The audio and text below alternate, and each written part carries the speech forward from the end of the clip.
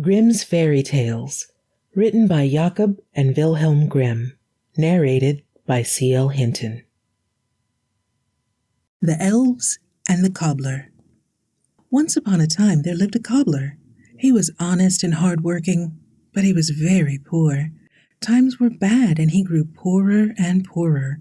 At last, he had only enough leather to make one pair of shoes. This he cut out one night. "Now," he said, "I'm all ready to begin work in the morning. I will get up early and make these shoes." Then he said his prayers and went to bed and slept in peace. In the morning, he got up early to begin his work. How surprised he was to find the shoes lying finished on the table. He looked carefully at them, but there was not a bad stitch in the work. Who had done it? He could not even guess. Soon a man came in to buy some shoes. The pair was so well made that he bought it for a good price. With this money, the shoemaker got leather to make 2 pairs. That night he cut them out, but he did not have to make them the next day. The work was done for him in the night. He sold these 2 pairs of shoes and bought leather for 4 pairs. These he cut out that night and found finished the next morning. So it went on. The work which he began one day he found finished the next.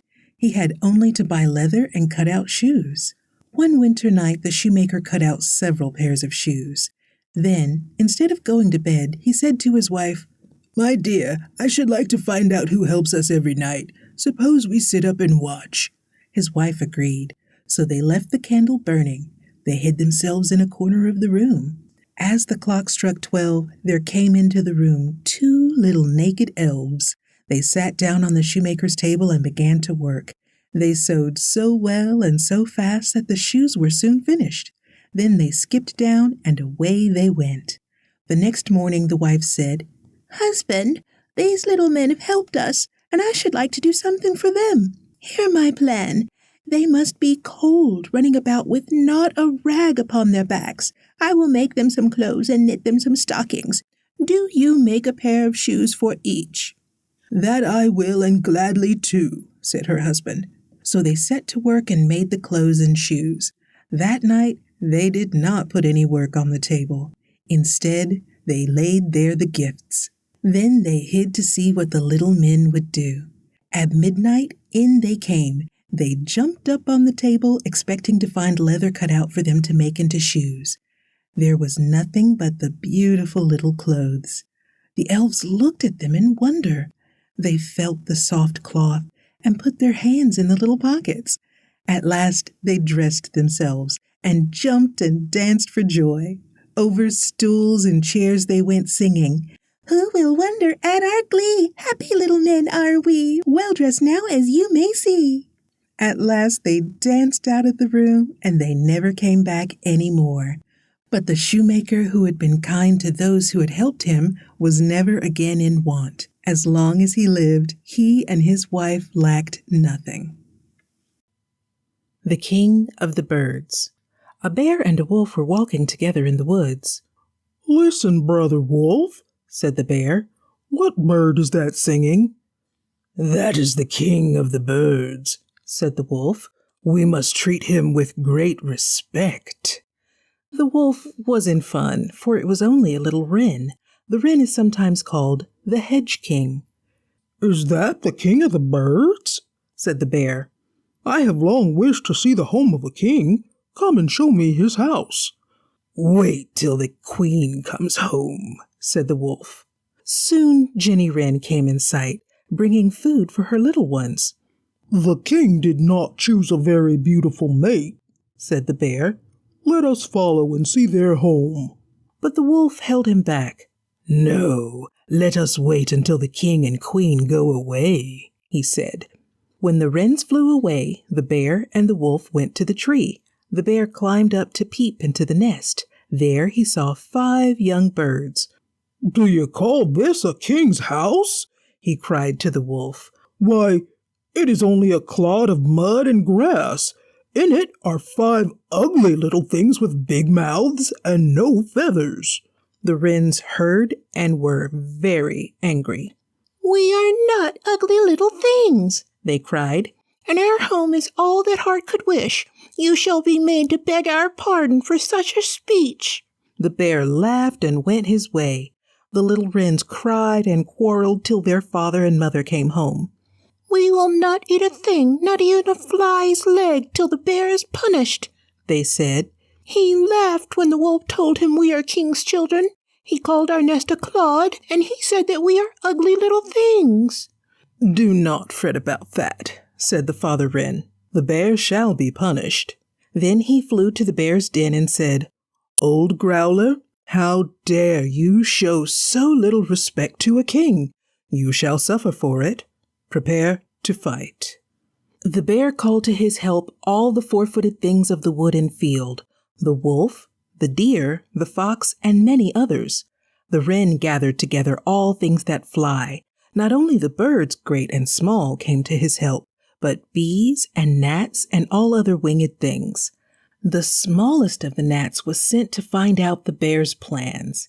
He hid under a leaf where he could see and hear without being seen. "Fox, you are the most cunning of us all," he heard the bear say, "so you shall lead in the fight." "Good," said the fox.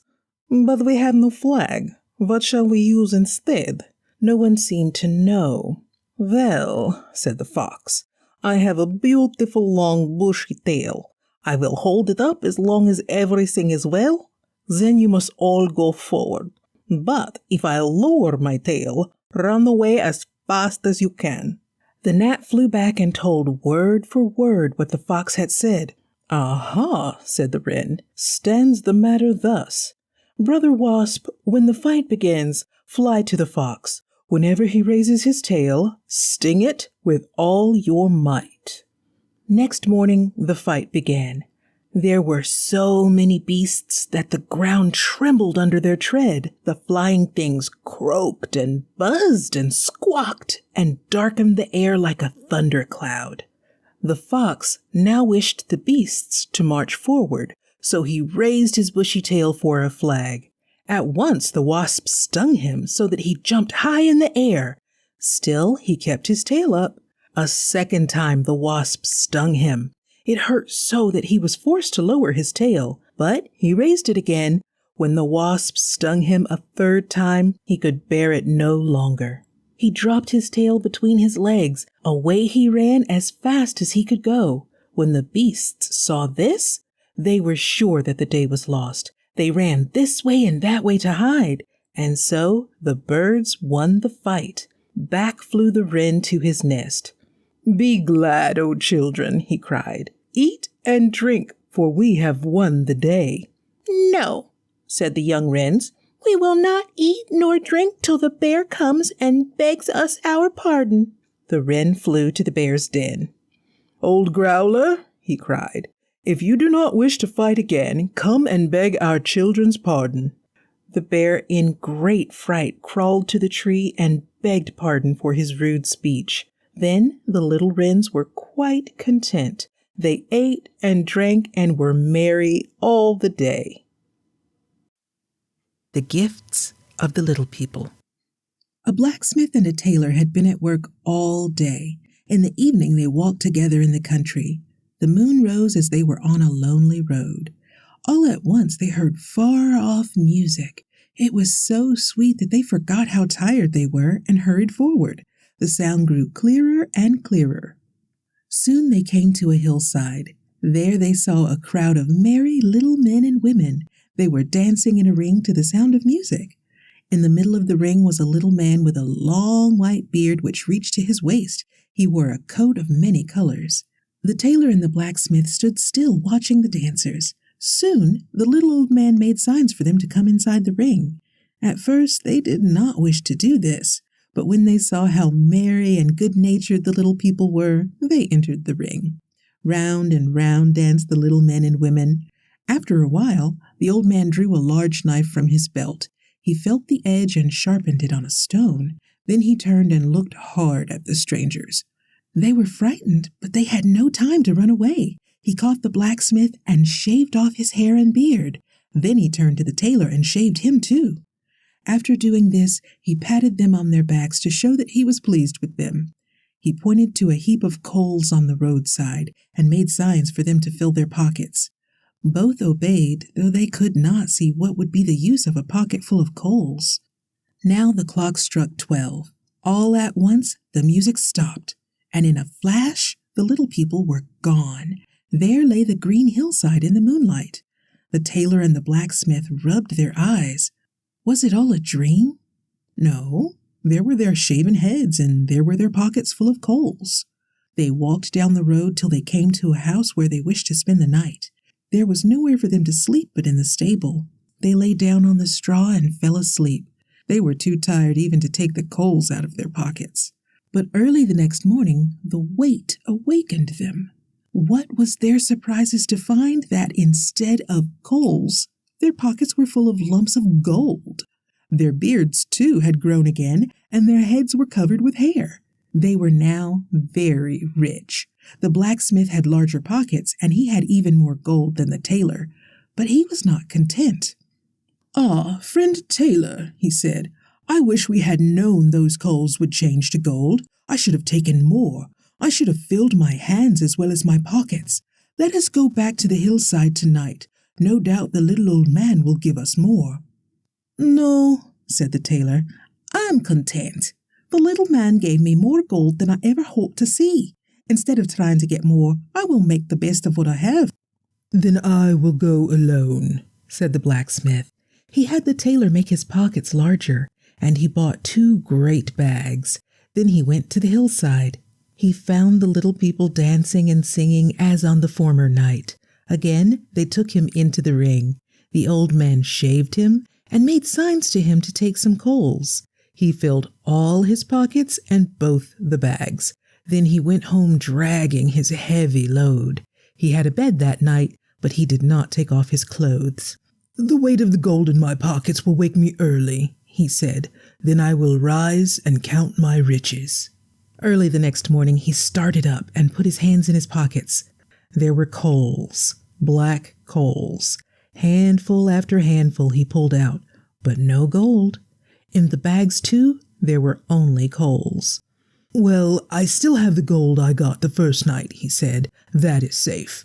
And he went to look at it. Alas, it was all turned to coal. He put his smutty hands up to his head. It was bald, and his chin was smooth. "Alas," he cried, "I am punished for being greedy. I wanted more, and I have lost what I had." And he began to groan so loud that he waked the tailor. "Dinna be so sad," said the tailor. "You and I have long been friends. I have more gold than I need, and you shall share it." He kept his word, but he could not put back the blacksmith's hair. As long as he lived, he had to wear a cap to hide his bald head. Little Red Riding Hood. Once upon a time, there lived a sweet little girl in a cottage with her mother. Not far away lived her old grandmother, who loved her dearly and often brought her toys and gifts. One day, she went to the market and came home with a red cap and cloak for her little granddaughter.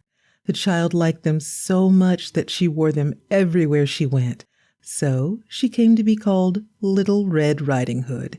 One day, her mother said, "Come, Red Riding Hood, I want you to take these cakes and this butter and this jar of honey to your grandmother. Go straight down the path till you come to her cottage. Do not run for fear you fall and break the jar, and then poor grandmother would get no honey." "Yes, mother," said Little Red Riding Hood, putting on her red cap and cloak. She took the basket on her arm and kissed her mother goodbye. Off she went through the woods. As she walked along the path, she met a wolf.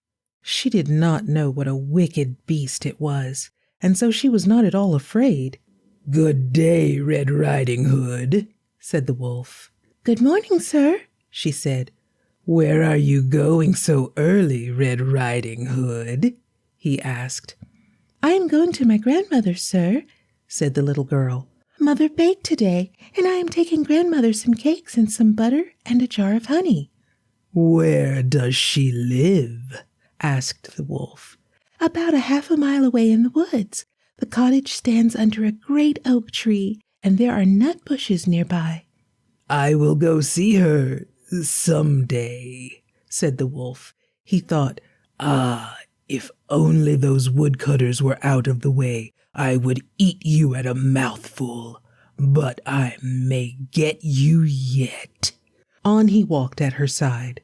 See, Red Riding Hood, he said, what pretty flowers are growing there. Would you not like to rest and gather some? You walk straight on as if you were on your way to school. See how pretty it is here in the woods. Red Riding Hood looked around. Grandmother will be glad to have a nosegay, she thought. It is so early that I can gather some flowers and still get home in good time. She forgot that her mother had told her to go straight down the path. She left it to pick some flowers a few steps away. Then she saw some prettier ones a little farther on, and so she wandered about till she was deep in the woods.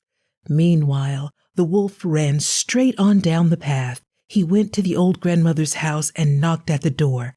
Tap, tap, tap. There was no answer. The grandmother had gone out to gather cresses from the brook and had not yet come home. The wolf knocked 3 times. Then he pushed open the door and went in. There, at the head of the bed, hung one of the grandmother's caps. He put it on and pulled it down over his ears. Then he got into the bed. All this time, Red Riding Hood was still gathering flowers. At last she had as many as her hands could hold. So she made her way back to the path and walked fast until she came to her grandmother's cottage. She, too, knocked at the door. "Who is there?" asked the wolf, trying to speak like the grandmother. But his voice was so rough that Red Riding Hood was frightened at first.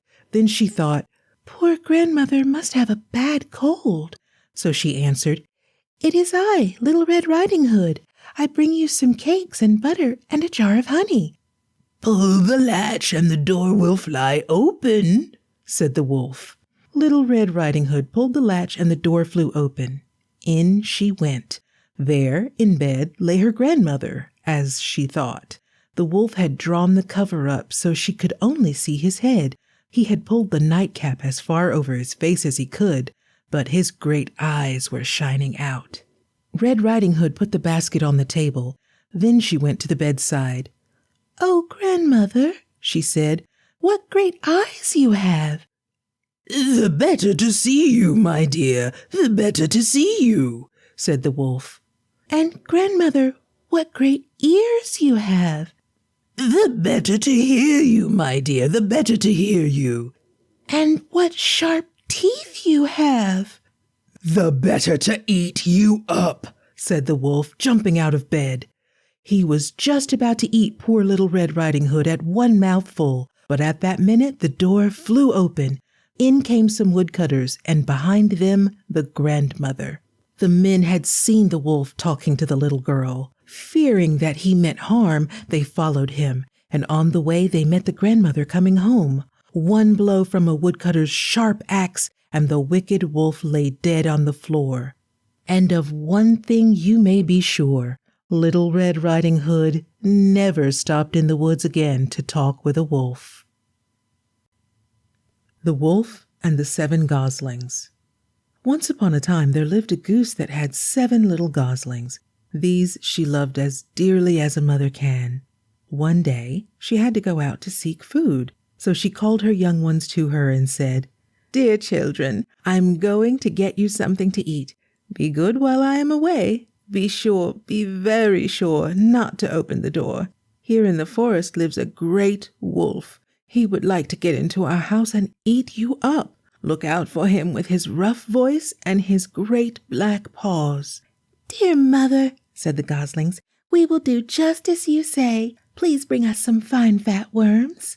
"That I will," said the mother. She cackled goodbye, and away she went. The old wolf saw her go. "Ah," he said to himself, "this is my time to dine on goslings." Straight to their home he trotted. He knocked at the door. Tap, tap, tap. "Who is there?" asked the goslings. "It is I, your mother," answered the wolf in his rough voice. "Open the door, my dears." "Ah, no, no," cried the little goslings. "You are not our mother. Her voice is soft and sweet. "Not rough like yours. You are the wolf, and we will open no door for you." Away ran the wolf, but soon he crept back to the door. Again he knocked, and this time he called in a soft voice, "Let me in, my dears, let me in. I am your mother, and I have brought you something good to eat." "That is our mother's voice," said the youngest gosling. "Let us open the door." But the oldest one peeped through a crack and saw one of the wolf's great black paws. "Ah, no," he said, "we must not open the door. Our mother has no great black feet like that. Go away, you are the wolf." Away went the wolf again. He ran to a mill and said, "Miller, dust my feet with flour, or I'll bite you with my sharp teeth." The miller was too frightened to say no. He made the wolf's feet white with flour. Now went the wolf the third time to the goslings. He said in a soft voice, "Open the door, dear children. I am your mother, come home at last. I have something good for each of you." The little goslings heard the soft voice. Through the crack, they could just see his white feet. In haste to see what their mother had brought, they opened the door. In came the great wolf. The little goslings ran to hide. One crept under the table, another under the bed, the third hid in the oven, and the fourth in a meal barrel. The fifth got in a box. The sixth crept under a tub, and the seventh jumped in the tall clock. The wolf found 6 and gobbled them up. He went from top to bottom of the house looking for the 7th gosling, but he never thought of looking inside the clock, and there it was. At last he gave up the search. He went out and lay down in the green meadow. Soon he fell fast asleep. Meanwhile, the mother goose came home. Alas and alas, what did she see? The house door was wide open. Tables, chairs, and stools were upset. The broken tub and box were in the middle of the floor. She looked for her children and called them, but all in vain. Not one could she find. "The wolf, the cruel wolf has been here," she cried. "Alas, are all my darlings dead?" "Mother, mother," cried a little voice, "here am I in the tall clock." She waddled as fast as she could to help the baby gosling out. Then the little one told how the cunning wolf had got into the house and had eaten her brothers and sisters, how the poor mother wept for her children. "At least I will see where the cruel wolf has gone," said she. So she followed his tracks across the meadow. She found him lying asleep, snoring so that the leaves shook as if in the wind. As she looked, she saw that something inside him moved up and down. "Can it be that my children are still alive?" she said.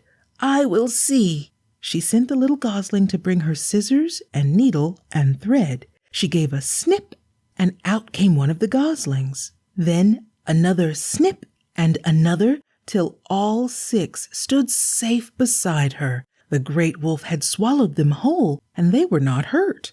Then the mother said, "Now bring me 6 large stones from the brook."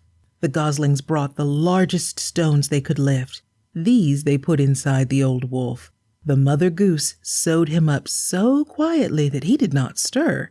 When he had slept long enough, he yawned and stretched and tried to get up. The stones were so heavy that it was hard for him to move. "How thirsty I am," he said to himself. "I must go down to the brook and drink." As he walked, the stones knocked against one another and against his sides.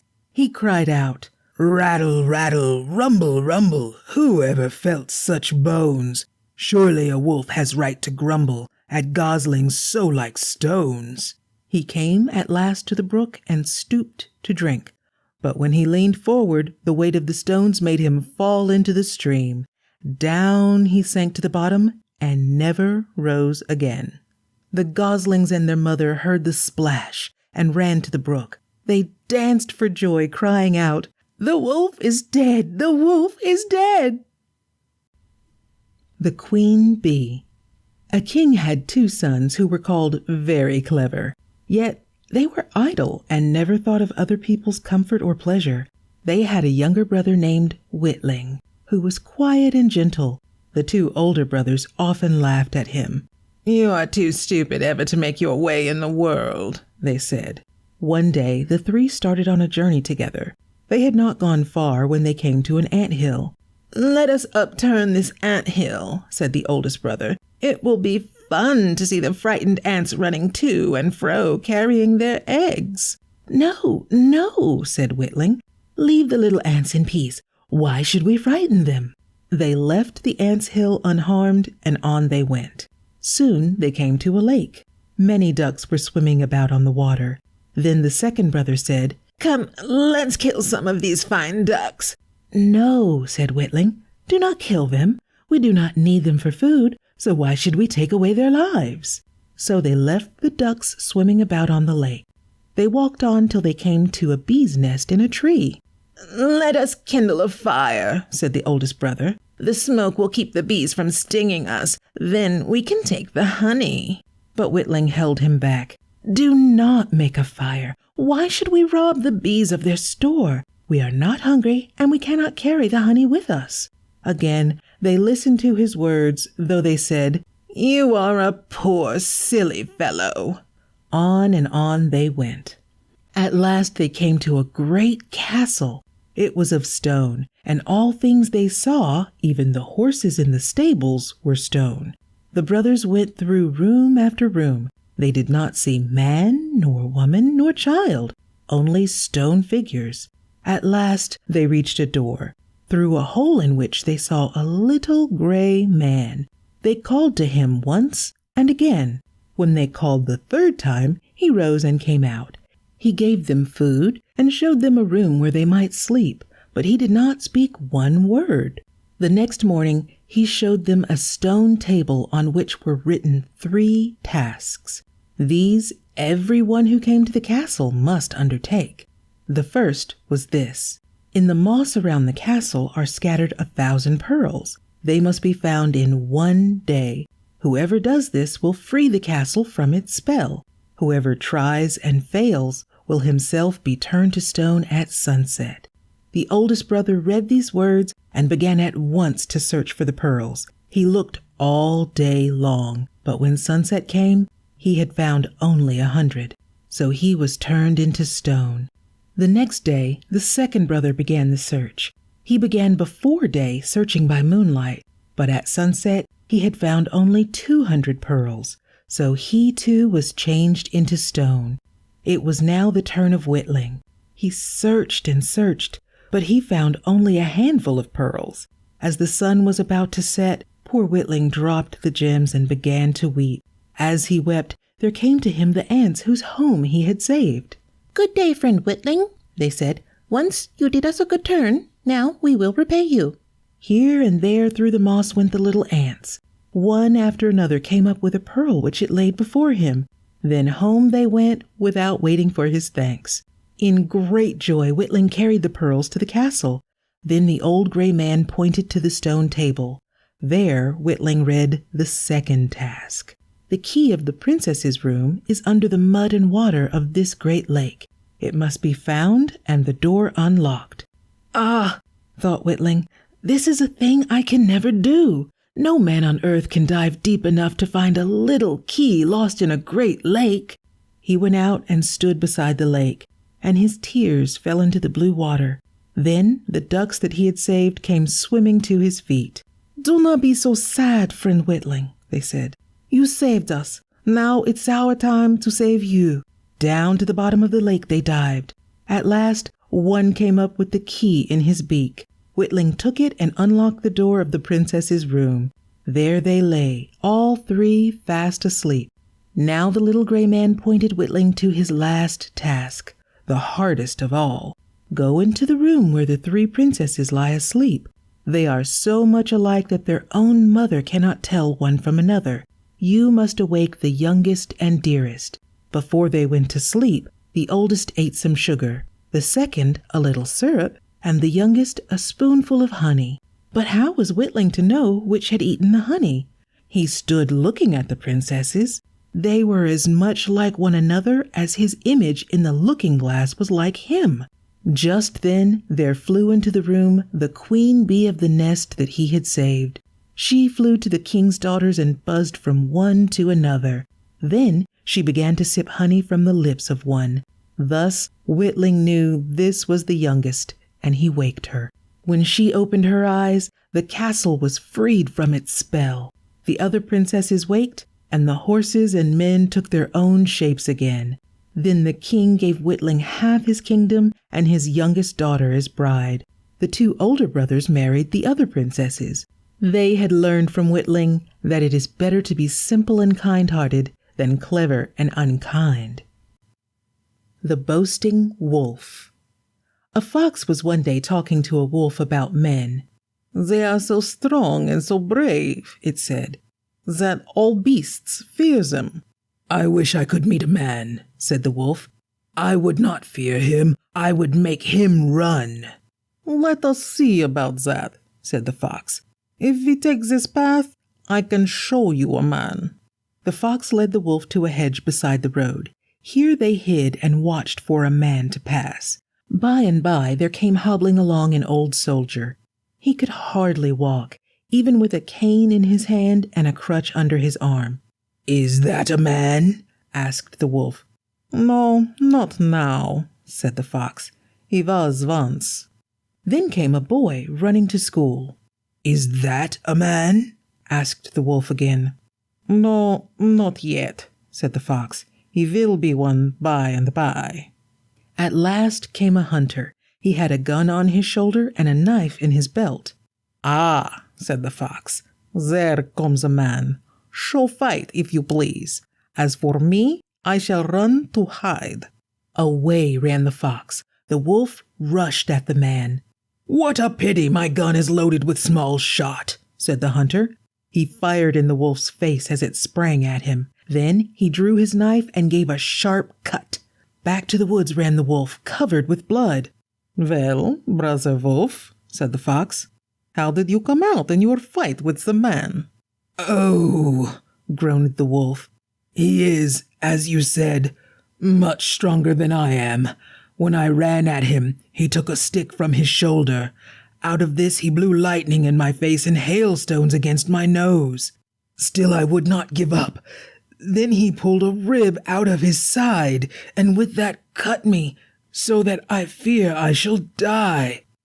"Ah," said the fox, "and all that you have gained is that you see how foolish it is to boast." Mother Hölle. A long time ago, there stood a cottage at the edge of the woods.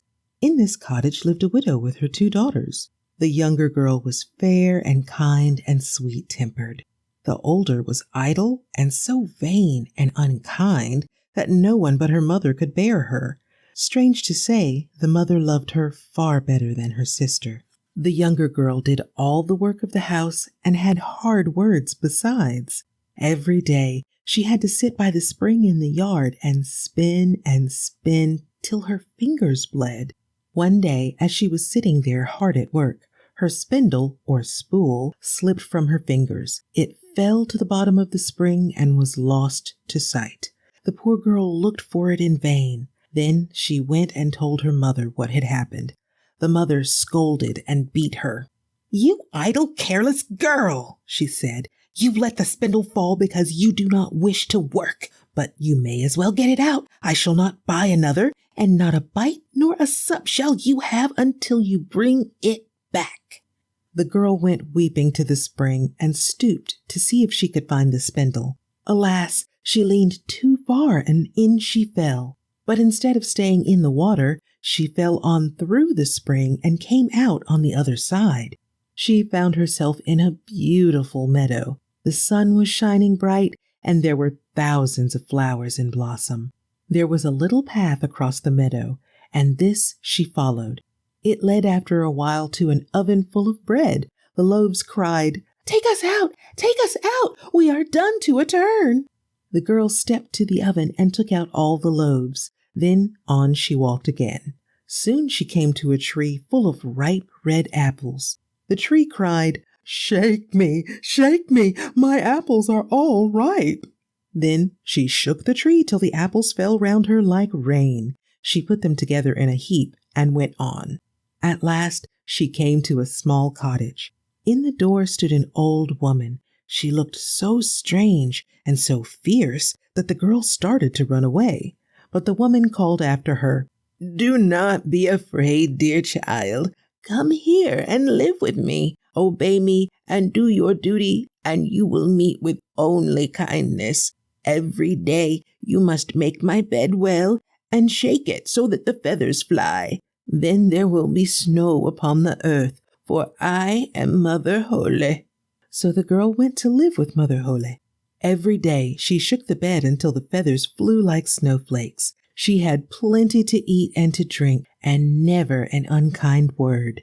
For a long time she was happy there with the old woman. But at last she began to feel sad. She was homesick after all, and longed to go back to her mother and sister. "Dear Mother Hölle," she said, "you are kind and good, but after all, they are my mother and my sister, and that is my home. I long to see them." Then Mother Hölle said, "It is but right that you should wish to go home. You have served me well and truly, and you shall not miss your reward." She took the girl by the hand and led her up the path. They came at last to an open gate. As the girl passed through, there fell a shower of gold, which clung to her dress. She was covered with gold from head to foot. "That is your reward for honest, faithful work," said Mother Hölle. Then she put in the girl's hand the lost spindle. The gate closed. All at once, the girl found herself beside the spring in her mother's yard. A cock perched on the wall crowed, "Cock-a-doodle-doo, gold-covered maiden, a welcome to you." Because of the gold, her mother and sister were glad to see her and spoke kindly. "Where have you been?" they asked. She told them all that had happened. Then the mother said to her favorite, "You must go to Mother Hölle, my dear, and get a share of her gold." The older daughter went out and sat beside the spring to spin. She wanted riches without work, and she would not spin long enough nor fast enough to make her fingers bleed. Till there was blood on the spindle, it would not go down to the bottom of the spring. So the girl put her hand in a thorn bush and pricked her finger. A few drops of blood fell on the spindle. Then she threw it into the spring and jumped in after it. She found herself in the beautiful meadow and walked down the path till she came to the oven. She heard the loaves cry, "Take us out! Take us out! We shall burn, for we have been long baking." But the idle girl answered, "No, indeed. I have no wish to soil my hands on an oven or to burn my fingers with hot loaves." On she walked until she came to the apple tree. Shake me, it cried. "My apples are all quite ripe." "That I will not," she answered. "Some of your apples might fall on my head." And she walked lazily on. After a while, she came to the door of Mother Hölle's house. She walked straight in and offered to serve the old woman. "Very well," said Mother Hölle, and told her what to do. For a whole day, the girl worked well. She was thinking of the gold which she hoped to have. On the second day, she did not do so well. And on the third day, it was worse. Day after day passed. She got up late in the morning. She did not sweep under the bed. She never shook the bed so as to make the feathers fly. Every day she grew more idle and more rude. "I do not need you any longer," said Mother Hölle at last. "You may go home." The girl was tired of staying where she was not spoiled and petted. Off she ran down the path without even saying goodbye. The gate was open. "Ah," she thought, "the golden rain will come when I pass through." So she walked very slowly. But instead of gold came down a kettle of tar and pitch. "That is the reward of such service as yours," called Mother Hölle after her. The gate shut behind the idle girl, and she found herself at home. The cock crowed loudly, "Cock-a-doodle-doo, pitch-covered maiden, no welcome to you." The pitch stuck close. It clung not only to her clothes, but to her skin and her hair. Do what she would, as long as she lived, it never came off. The 3 Luck Children. There was once an old man who was very ill. He called his 3 sons to his bedside. "I'm old," he said, "and about to die. You have been good children, and all that I have I leave to you. I have no money. The worth of what I give depends on your making the right use of it." Then he gave to the oldest son a cock, to the second a scythe, and to the third a cat. "Take these," he said. "If you can find countries where these things are not known, they will be worth much to you." Soon after this, the father died. Then the oldest son took his cock under his arm and started out. On the farms which he passed, cocks were very common. In the villages, too, he heard them crowing. He came at last to a great city. Here, cocks were for sale in all the markets. No one thought his fowl at all wonderful. At last he sailed across the sea, hoping to find a land where cocks were not known. He sailed on and on, till he came to an island. There the people had no cocks, and they had no clocks nor watches to tell the time. The light told them when it was day, and the darkness when it was night. But when they did not sleep at night, they had no way of knowing the hour. "See," said the luck child, "what a fine bird this is. It has a red crown on its head, and there are spurs on its feet. It calls out 3 times in the night to tell the hour. The first time is near midnight. The second time is between midnight and day. The last is just before day. If it calls out in the day, it tells us there may be a change in the weather." That night, the people stayed awake to hear the wonderful bird. It crowed loudly 3 times, as the luck child had said it would do. The people were delighted and asked for how much gold he would sell it. "As much as a donkey can carry," he said. "That is not too much for such a useful bird," they said. So they brought a donkey and loaded it with gold. With this, the luck child went back home. Then the second brother said, "I will go and try to sell this scythe of mine." So he sharpened it well. Then he put it across his shoulder and started off. For a long time, he found no sale for his blade. The farmers and workmen whom he met had scythes as good as his. At last, he reached an island where the people had never heard of a scythe. When they wanted to reap their grain, they took cannon and shot it down. Much grain was shot away and wasted. Then, too, the cannon made a dreadful noise. The luck child said, "Let me show you how to cut grain." He went into a field of ripe wheat. With his scythe, he cut it so quietly and so quickly that all the people wondered. "That is a most useful knife," they said. "Will you sell it?" "Yes, if you give me as much gold as a horse can carry," said the luck child. This they were willing to do. They brought it to him at once, and he went back home. Now the youngest brother made up his mind to try his luck with his cat. "It is all in taking the right thing to the right place," he said to himself. So he put his cat in a bag and started out as the others had done. He went to farms and villages and towns, but in all he found cats enough and to spare. In some places there were so many that the kittens were drowned. At last he got on a ship and sailed across the sea. He came to an island where no one had ever seen a cat. Rats and mice were everywhere. They ran underfoot, they climbed on the chairs and tables, they even took food from the plates when people were eating. In the palace of the king, it was no better than in the hut of the poor. No one, whether high or low, had any piece of his life. Then the luck child went before the king and opened his bag. Out sprang the cat and caught rat after rat, mouse after mouse.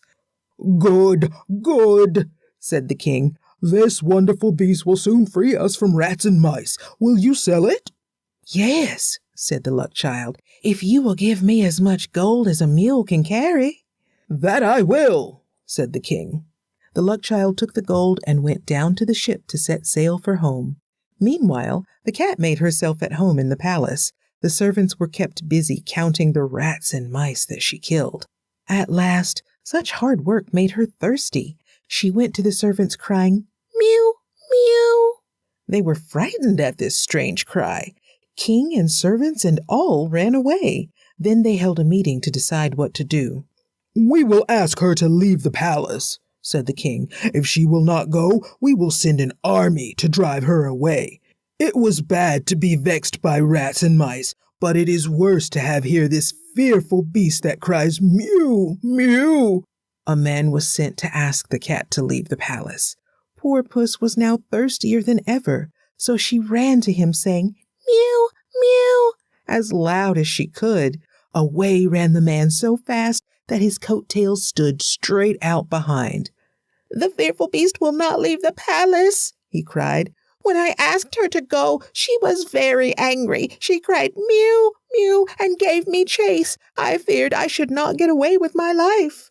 "Now," said the people, "we must use force." So the cannon was brought. The first shot frightened the cat as much as her mewing had frightened the king. She sprang out of the window and ran to the ship. It was just about to set sail, and home she went with her old master. But the people did not know she was gone. Shot after shot they fired at the palace till it was level with the ground. Briar Rose, or the Sleeping Beauty. Once upon a time there lived a king and a queen. Every day they said to each other, "Oh, would that we had a child!" And at last their wish came to pass. They had a little daughter so beautiful that the sun himself had never seen her like. In his joy, the king gave a great feast. He invited his friends and neighbors. He asked, too, 12 fairies. Now, there were 13 of these fairies in the land. The king invited only 12 because he had just 12 golden plates. At the end of the feast, the fairies began to give their gifts to the king's daughter. The first said, "She shall be so good and so sweet that everyone shall love her." "She shall grow more and more beautiful every day," said the second. "She shall always have a store of gold and gems," said the third. "She shall sing like the morning lark," said the fourth. "She shall dance like a leaf on a tree," said the fifth. Thus they went on with their wishes until 11 had spoken. "She shall," began the 12th, but before she could finish her wish, in came the 13th fairy. She was angry because she had not been invited to the feast. She did not speak to anyone, nor look to right nor left. She cried with a loud voice, "When the king's daughter is 15, she shall prick her finger while spinning and shall fall down dead." Without one word more, she turned and left the hall. All the guests were frightened and grieved at these dreadful words. But now the 12th fairy stepped forward. "Oh, king," she said, "I cannot undo the wicked wish of my sister, but I can soften it. Your daughter shall indeed prick her finger while spinning and fall down as if dead. But instead of death, it shall be a deep sleep. It shall last 100 years. Then she can be awakened only by a king's son." From even this the king wished to save his dear child if he could, so he gave command that all the spinning wheels in the kingdom should be burned. The little princess had, in due time, all the gifts of the good fairies. She was so sweet and good and beautiful that everyone loved her. Her father and mother were so fond of her that they did not like her to be out of their sight. On her 15th birthday, however, she was roaming through the castle. She went from room to room and from hall to hall. At last, she came to an old tower, which she had never seen before. She climbed the winding stairs and found at the top a little door. In the lock was a rusty key. She turned it and the door sprung open.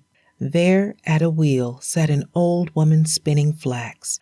Either she had not heard the king's command, or she was the wicked fairy. "Good day, old dame," said the princess.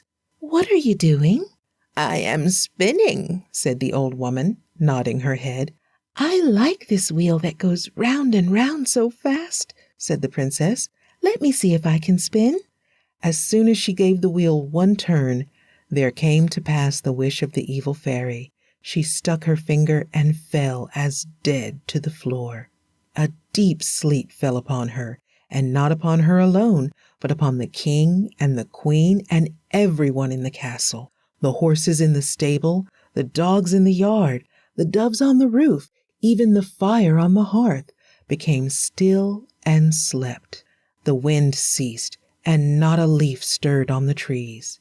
All at once there sprang up a hedge of thorns around the castle. It was so thick that neither man nor beast could pass.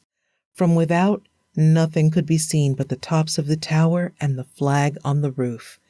Years went by, and men in all the lands around talked of the Sleeping Beauty, as the king's daughter was called. From time to time, princes came and tried to make their way through the hedge of thorns, but they all failed. Many were held fast by the thorns like strong hands, and so died. Thus years and years passed. At last there came a young prince to that land. To him, an old man pointed out the castle behind its hedge of thorns. The prince had long since heard his grandfather tell of the beautiful princess who lay sleeping there. He knew, too, that many kings' sons had risked and lost their lives trying to reach her. But now he cried, "I will either find and free the sleeping princess, or I will die seeking her." He made his way to the hedge. Lo, instead of thorns, he found a hedge of flowers. They moved aside for him to pass, and then closed behind him. On he went all alone to the castle yard. Here he saw the horses and dogs lying asleep. On the roof sat the doves with their heads under their wings. In the castle, all was as still as death. The servants slept in the kitchen, the flies on the walls, and the fire on the hearth. On the throne sat the sleeping king and queen. Around them were lords and ladies, all asleep. On went the prince from room to room and from hall to hall. At last he came to the tower and went up the winding stairs. There was the princess, fast asleep. She was so beautiful that he could not turn his eyes away. At last he stooped and kissed her. At the touch, she opened her eyes and smiled in his face. With her awoke everyone in the castle. The horses jumped and shook themselves. The dogs barked. The doves took their heads from behind their wings and flew to the field. The fire burned bright and cooked the dinner. Then the prince asked the princess to be his wife, and their wedding supper was held in the great hall. The prince did not tell his bride that she was dressed like his great-grandmother. He loved her none the less for that. In time, the prince became king and the princess queen, and they lived happy to the end of their days. The Hare and the Hedgehog. It was a beautiful morning in late summer. The sun was shining, the grain was waving in the breeze, the lark was singing in the clear blue sky, and the bees were buzzing about the flowers. All things seemed happy, even the hedgehog standing at his door, singing a hedgehog song. Indoors, his wife was washing and dressing the children. "I will go and see how our turnips are getting on," said the hedgehog to himself. The turnips grew in a field nearby. He and his family ate them and looked upon them as their own. He shut the house door, and off he started. He had not gone far when he met a hare. The hare had come to see how the cabbages were growing. "Good morning," said the hedgehog. Now the hare was rude and bad-tempered, too. He did not even say good morning. "What are you doing in the field so early?" he asked rudely. "I am taking a walk for pleasure," said the hedgehog. "Taking a walk for pleasure?" laughed the hare. "I should think it would be all your crooked legs could do to carry you where you need to go." These words made the hedgehog very angry. He hated most of all things to have anyone speak of his crooked legs. "Do you think that your legs are better than mine?" he asked. "Of course they are better," said the hare. "Let us put it to the test," said the hedgehog. "I am sure if we run a race, I shall win." "What a joke!" laughed the hare. "Do you really think you can beat me in a race? If you can, I will give you a bright new gold piece." "Agreed," said the hedgehog. "Let us start at once," said the hare, "and run across this field." "Oh, no," answered the hedgehog. "There's no need for such haste. I will go home first and have breakfast. In half an hour I will be back." The hare agreed to wait, and off went the hedgehog. When he got home, he called his wife. "Wife, wife," he said, "come at once to the field with me. I am to run a race with the hare, and a new gold piece is the prize." "Have you lost your senses?" asked Mrs. Hedgehog. "Why, the hare can beat you without trying." "Say not a word," said her husband. "Come with me, and I will show you how I mean to win." As they walked along, he said, "See that large field? The race is to be across it. The hare will run in one furrow and I in another. You must hide yourself in a furrow at this end of the field. I will start in the same furrow at the other end. When the hare comes near, pop up your head and say, 'Here I am.'" The hedgehog now left his wife and went to the place where the hare was waiting. "Do you really mean to race with me?" asked the hare with a rude laugh. "Yes, indeed," said the hedgehog. "I am ready now to start." Each placed himself in a furrow. The hare counted, 1, 2, 3, go! And away he went like the wind. The hedgehog ran only a few steps. Then he lay down in the furrow and kept quite still. Soon the hare at full speed drew near the end of the field. Then the hedgehog's wife raised her head and cried, "Here I am." The hare stood still in wonder. The wife was so like her husband that he did not doubt it was Mr. Hedgehog. Still he thought, "There is something wrong about this." So he cried, "Let us race back to the other end of the field." Away he ran so fast that his ears flew behind his tail. Soon he reached the other end of the field. There was the hedgehog. When he saw the hare coming, he cried, "Here I am." The hare was more puzzled and angry than ever. "Let us try it again," he panted. "Very well," said the hedgehog. "I will keep on as long as you wish." The hare ran again and again. Up and down and up the field he went. At one end the hedgehog said, "Here I am." At the other end his wife said the same. At last the hare was too tired to run any longer. He fell to the ground and owned that he had lost the race. The hedgehog took the bright gold piece. Then he called his wife out of the furrow and they went home. And if they are not dead, they are living still. Snow White and Rose Red. Once upon a time, there lived a poor woman in a lonely cottage. In the cottage garden grew 2 rose bushes, one of which bore white roses and the other red. The woman had 2 daughters who were so much like the roses that she called one Snow White and the other Rose Red. Both were sweet and good, but they were very unlike. Rose Red loved to run and jump about the meadows, where her merry black eyes saw every flower and butterfly. Snow White was fair-haired and quiet, and liked to sit still at home. The 2 sisters loved one another dearly. When they walked out together, it was always hand in hand. Often they went far in the forest to get flowers and berries, but nothing ever harmed them. The hares ate clover from their hands. The deer fed near them. The goats played at their side. When they stopped to rest, the birds flew down and sang to them. Because they were good and kind, all things loved and trusted them. Sometimes, when they stayed late in the forest, they would lie down and sleep all night in the moss. But they did not run to and fro in the forest all the time. They helped their mother with her work at home. They kept the cottage so neat and clean that it was a pleasure to see it. Every day in summer they put on the table roses, sometimes white and sometimes red. In the winter mornings, Rose Red would light the fire and help about the breakfast. In the winter evenings when snow was falling, the mother would say, "Go, Snow White, and latch the door." Then the sisters would knit or spin while their mother read to them. One cold evening they were sitting beside the fire. On the floor lay their little lamb. On the back of a chair perched a white dove with her head under her wing. Outside, the snow fell fast and the wind howled. There came a knock at the door. "Run, Rose Red, and open the door," cried the mother. "Someone wishes to come in, and it is very cold." Rose Red pulled the latch and threw the door open wide. She expected to see a poor man who had lost his way. Instead, a great black bear poked his nose in the room. Rose Red screamed and jumped back. She and Snow White ran to their mother. The dove fluttered here and there, and the little lamb hid under the bed. But the bear spoke, and that very gently. "Do not fear me," he said. "I will do you no harm. I am very cold, and I wish to come in and warm before your fire." "Poor bear," said the mother. "It is indeed a bitter night. Come in and lie beside the fire, but take care not to burn your fur coat." Then she said, "See, Snow White and Rose Red, this bear is gentle and will not harm you." So they came back to the fireside, and the dove and the lamb got over their fright.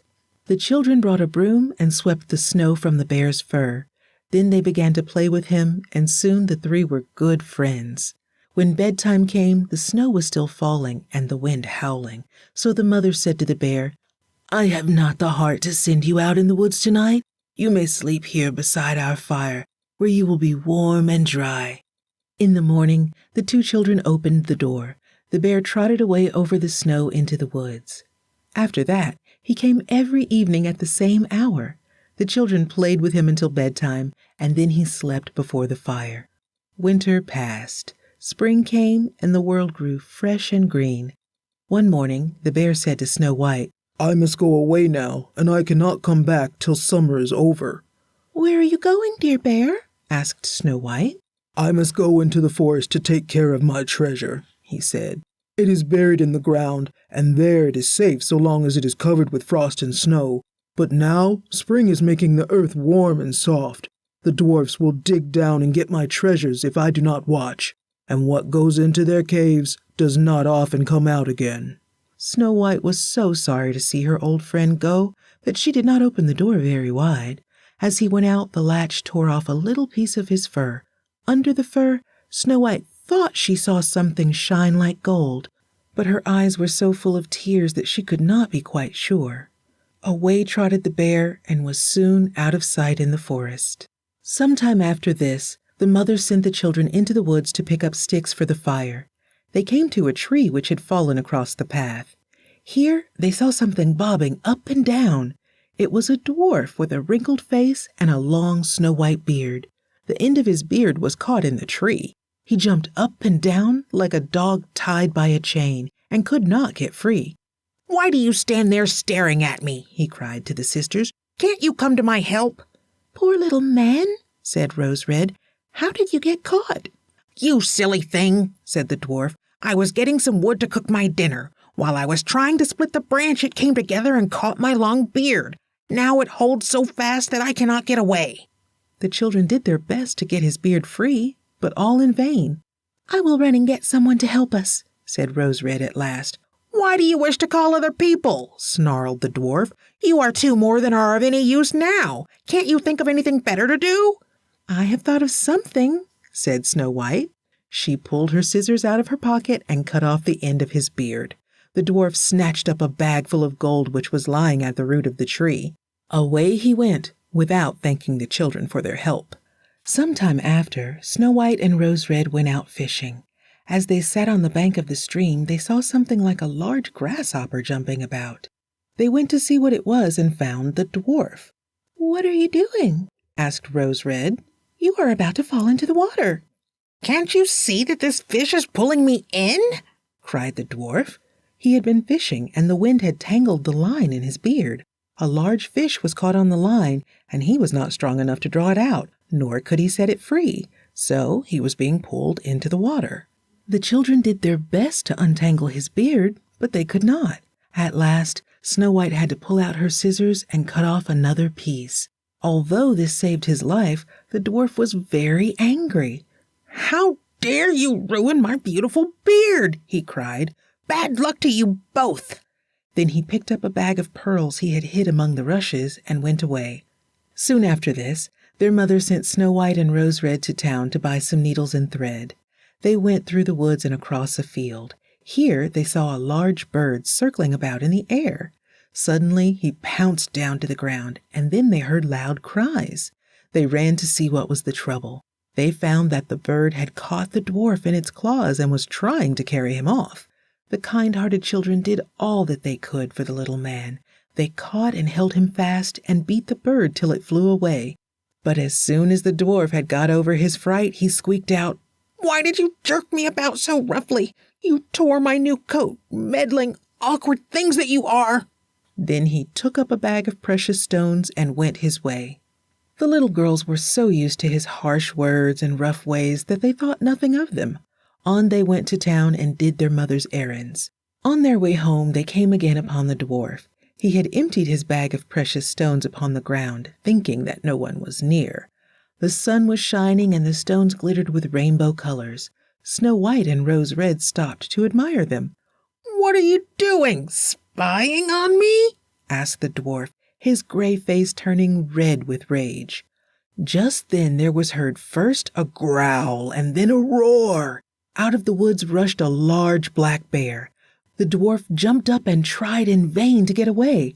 The bear was too near. Then he cried, "Dear bear, spare me. See, you may have these precious stones. Are you hungry? Instead of me, eat these two girls. They are as fat as young birds. Only spare me." The bear did not say a word, but he struck one blow with his great black paw, and the ugly, wicked dwarf fell to the ground and never moved again. The little girls were running away as fast as they could, but the bear called to them, Snow White, Rose Red, don't be afraid. Wait, and I will go home with you. They knew the voice. It was that of their bear friend. As they turned toward him, what was their surprise to see the bear skin fall off. Instead of a rough bear, there stood a young man dressed in scarlet and gold. "I am a king's son," he said. "That wicked dwarf robbed me of all my treasures and made me wander about the woods in the form of a bear. Now I am set free by his death and have all my treasures again." Then they went home to the cottage. The king's son took Snow White and Rose Red and their mother to live in his palace. With them they carried the 2 rose bushes, which they planted in the palace garden. Every year the bushes bore white roses and red, which were no sweeter nor more beautiful than the 2 sisters. The Frog Prince. Long ago there lived a king who had many beautiful daughters, but the youngest was so lovely that the sun himself wondered at her beauty every time he saw her. Near the king's castle was a large, dark forest. In this forest stood an old lime tree beside a spring. One day the king's youngest daughter came to this tree and sat down in the shade to rest. After a while she began to toss up her golden ball and catch it as it fell. At last she failed to catch it. It fell on the ground and rolled into the spring. Splash! It went out of sight. The little princess began to sob and weep. Then a voice called out, "Oh, king's daughter, why are you weeping? Tell me your trouble, and I may help you." She looked toward the spot from which came the voice. There was a frog with his head stretched out of the water. "Was it you, old frog, that spoke?" she asked. "You cannot help me. I am weeping because I've lost my ball which rolled into the spring." "Then weep no more," said the frog. "I can get it out. But what will you give me if I bring back your plaything?" "Oh, anything that you like, dear frog," said the princess. "What will you have? My silk dress, my necklace of pearls, or my golden crown? I like my ball best of all." "Dresses and pearls and golden crowns are nothing to me," said the frog. "I wish to be your friend and playfellow. I wish to sit at your table, to eat from your plate, to drink from your cup, and to sleep in your bed. If you will promise me these things, I will bring back your golden ball." "Oh, yes," she said, thinking only of her pretty toy. "I will promise whatever you wish." Down dived the frog. Soon he came up with the golden ball in his mouth. He rolled it on the grass, and the king's daughter picked it up with a cry of joy. Then she ran home as fast as her feet could go. "Wait, wait!" cried the frog. "Wait for me. I cannot hop as fast as you can run." But the king's daughter did not stop to listen to his croak. She went home and forgot all about him. The next day, the king and queen and their daughters were sitting together at the table. The little princess was eating from her golden plate and drinking from her golden cup. All at once, something came splish, splash, splish, splash, up the marble steps. Then there was a knock at the door, and a voice cried, "Youngest daughter of the king, open the door and let me in." The little princess went to see who was there. What was her fear and wonder at seeing the frog that had brought back her ball? She shut the door in his face and ran back to the table. "My child, why do you look so frightened?" asked the king. "Did you find a great giant at the door?" "Oh, no, father," she said. "It is no giant, but an ugly old frog." "A frog? And what does he want with you?" asked the king. "Listen, father, and I will tell you all about it," said the little princess in tears. "Yesterday I was playing beside the spring, and my golden ball fell into the water. I cried, and this frog came and got it out for me. But he made me promise that he might sit at the table with me and eat from my plate and drink from my cup and sleep in my bed. But, oh, father, I did not think of what I promised. I never dreamed the frog could get out of the water and come here. But now he is at the door." Just then came a second knock. King's daughter, keep your word and open to me." "My daughter," said the king, "as you have made a promise, you must keep it. Go and let in the frog." The king's daughter went slowly and sadly to open the door. The frog hopped in and went to her chair. "Take me up beside you," he cried. She waited so long to do this that her father said, "My daughter, what you have promised, that you must do." So she took the frog up, and he jumped upon the table. "Push your golden plate nearer, and we will eat together," he said. The princess did so, but everyone could see how much she disliked it. "Now," said the frog, "give me drink out of your golden cup." This also the little princess had to do. At last the frog said, "I have both eaten and drank all that I wish. Now I'm tired. Carry me upstairs into your room. Make ready your bed that I may sleep there as you promised." At these words, the princess began to weep. She was afraid to touch the frog, and she did not wish him to sleep in her little bed, but her tears only made her father angry.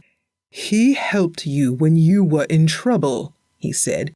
"Now you must keep your promise to him." Then the princess took the frog in 2 fingers and carried him to her room. She put him down in one corner, but he hopped to the bedside and said, "I am very tired. Put me in your bed, or I will tell your father." This made the princess angry. She struck him, saying, "Do be quiet, you ugly frog." Then tears of shame came into her eyes at her bad temper and her broken promise. And lo, there stood, instead of a frog, a young man richly dressed. "Do not weep, little princess," he said. "Yours was a promise hard to keep, but by it you have freed me from a witch's spell. Years ago she changed me from a prince into a frog. A frog I should stay, she said, until I should find a princess who would let me sit beside her at the table and eat from her plate and drink from her cup and even sleep in her bed. She thought that would never be, but it is done and I am free. Now I shall be king and I wish you to be my queen." The next morning, a coach drawn by 8 white horses came to take the young king home to his kingdom. Behind the coach stood the faithful Henry. He had been the servant of the young prince. When his master was changed into a frog, Henry grieved so that he had to bind 3 iron bands round his heart to keep it from breaking. Away went the coach with the young king and his bride. Behind rode the faithful Henry. They had not gone far when the king heard a loud crack, as if something had broken. He cried out, "Henry, is that the coach breaking?" "No, my king," said the faithful Henry. "It is only the iron bands round my heart. I put them there to keep it from breaking with grief when you were changed into a frog. The band breaks now because I am full of joy at seeing you free." Once and again came the same sound. Then all 3 of the bands were broken, and Henry, like his master, was free and happy. The Gold Spinner. There was once a poor miller who had a beautiful daughter. "If only the king could see my daughter," he said, "I am sure he would wish to make her queen. I must bring her before him." So he went to the king and said, "Sir, I have a daughter who can spin straw into gold." "That is an art which pleases me well," said the king. "Bring her to my castle tomorrow morning, and I will try what she can do." When she came, the king did not even look at her. He had her sent into a room heaped with straw, and there was set a spinning wheel. Then the king came to the door. "Begin work at once," he said. "If you do not spin all this straw into gold before sunrise, you shall die." Then he locked the door and left her alone. The poor girl sat looking at the straw. She did not know how to spin, much less how to turn straw into gold. She sat a while, thinking of the king's words, and then she began to weep. The door opened, and a little man hopped in. "Good evening, miller's daughter," he said. "Why do you weep?" "Oh," she said, If I do not spin this straw into gold, I must die, and I know not even how to spin." "What will you give me to spin for you?" asked the little man. "My neck ribbon," she said. The little man seated himself before the wheel and took up a handful of straw. Whir, whir, whir. The spool was full of gold. He spun till all the straw was gone and all the spools were full of gold. Then he took the neck ribbon and went away. At sunrise, the king came and opened the door. His eyes caught the glitter of the gold. He looked at it and not once at the spinner. He showed her a still larger room full of straw. "If you love your life," he said, "spin this straw too into gold." When he left her, the maiden could only weep. She knew very well that she could never fulfill the task. Soon, the same little old man came into the room. "What will you give me if I spin for you again?" he asked. "The ring from my finger," said the maiden. He seated himself again at the spinning wheel. Whir, whir, whir. Soon all the straw was spun into gold. Then he took the ring from her finger and went away. The king came at sunrise to see the gold. He looked at it, and he looked too at the beautiful maiden. Then he led her into a third room, larger than either of the others. It also was full of straw. "You must spin for me one more night," he said. "If you fail to spin this straw into gold, you shall lose your life. But if it is all done by sunrise, you shall become my wife." "True, she is a miller's daughter," said the king to himself, "but she is beautiful as the day, and no queen has more wealth than comes from her fingers." When the maiden was left alone, in came the little old man as before. "What will you give me if I spin for you this third time?" he asked. "I have nothing left that I can give," said the maiden. "There is one thing, and only one, for which I will spin tonight," said the little old man. "Promise when you are queen to give me your first child." "Who knows if I shall ever be queen?" thought the maiden. "If he does not spin for me, I shall lose my life." So she made the promise that he wished. At once the little old man set to work and spun and spun. In the morning, the king came and found the great room full of gold. Then he took the miller's daughter by the hand and led her out to be made queen. About a year after this, the queen had a beautiful little son. As she sat with him in her arms one night, the little old man came into the room. "Now keep your promise," he said, holding out his arms for the child. The queen wept and begged him not to take her little son. In vain she offered to give instead all the gold and treasure in the kingdom. At last he said, "I will give you 3 days in which to find out my name. If you can do that, you shall keep your child. If not, you must give him up to me without one word." The queen lay awake all night, thinking over all the names she had ever heard. In the morning, she sent swift runners over the country to learn the names by which men were called. The next night, the little man came again to her room. She repeated all the names that she knew, but he only laughed and said, "No, not one of those is my name." The next day, the queen sent out to learn all strange names and all nicknames. These she told to the little man, but he answered as before, "No, it is none of these." On the third day, the runners came back one by one. They had gone far and wide, but had not been able to learn a single new name. The last one came in late with a strange tale. At dark, he had come through a forest on the mountains. There, he saw a tiny little house. He went to the window and looked in. Hopping up and down before the fire was a strange-looking little man. As he hopped, he sang, "Today I brew, tomorrow I bake, next morning I the queen's child take. How glad I am she does not know. My name is Rumpelstiltskin."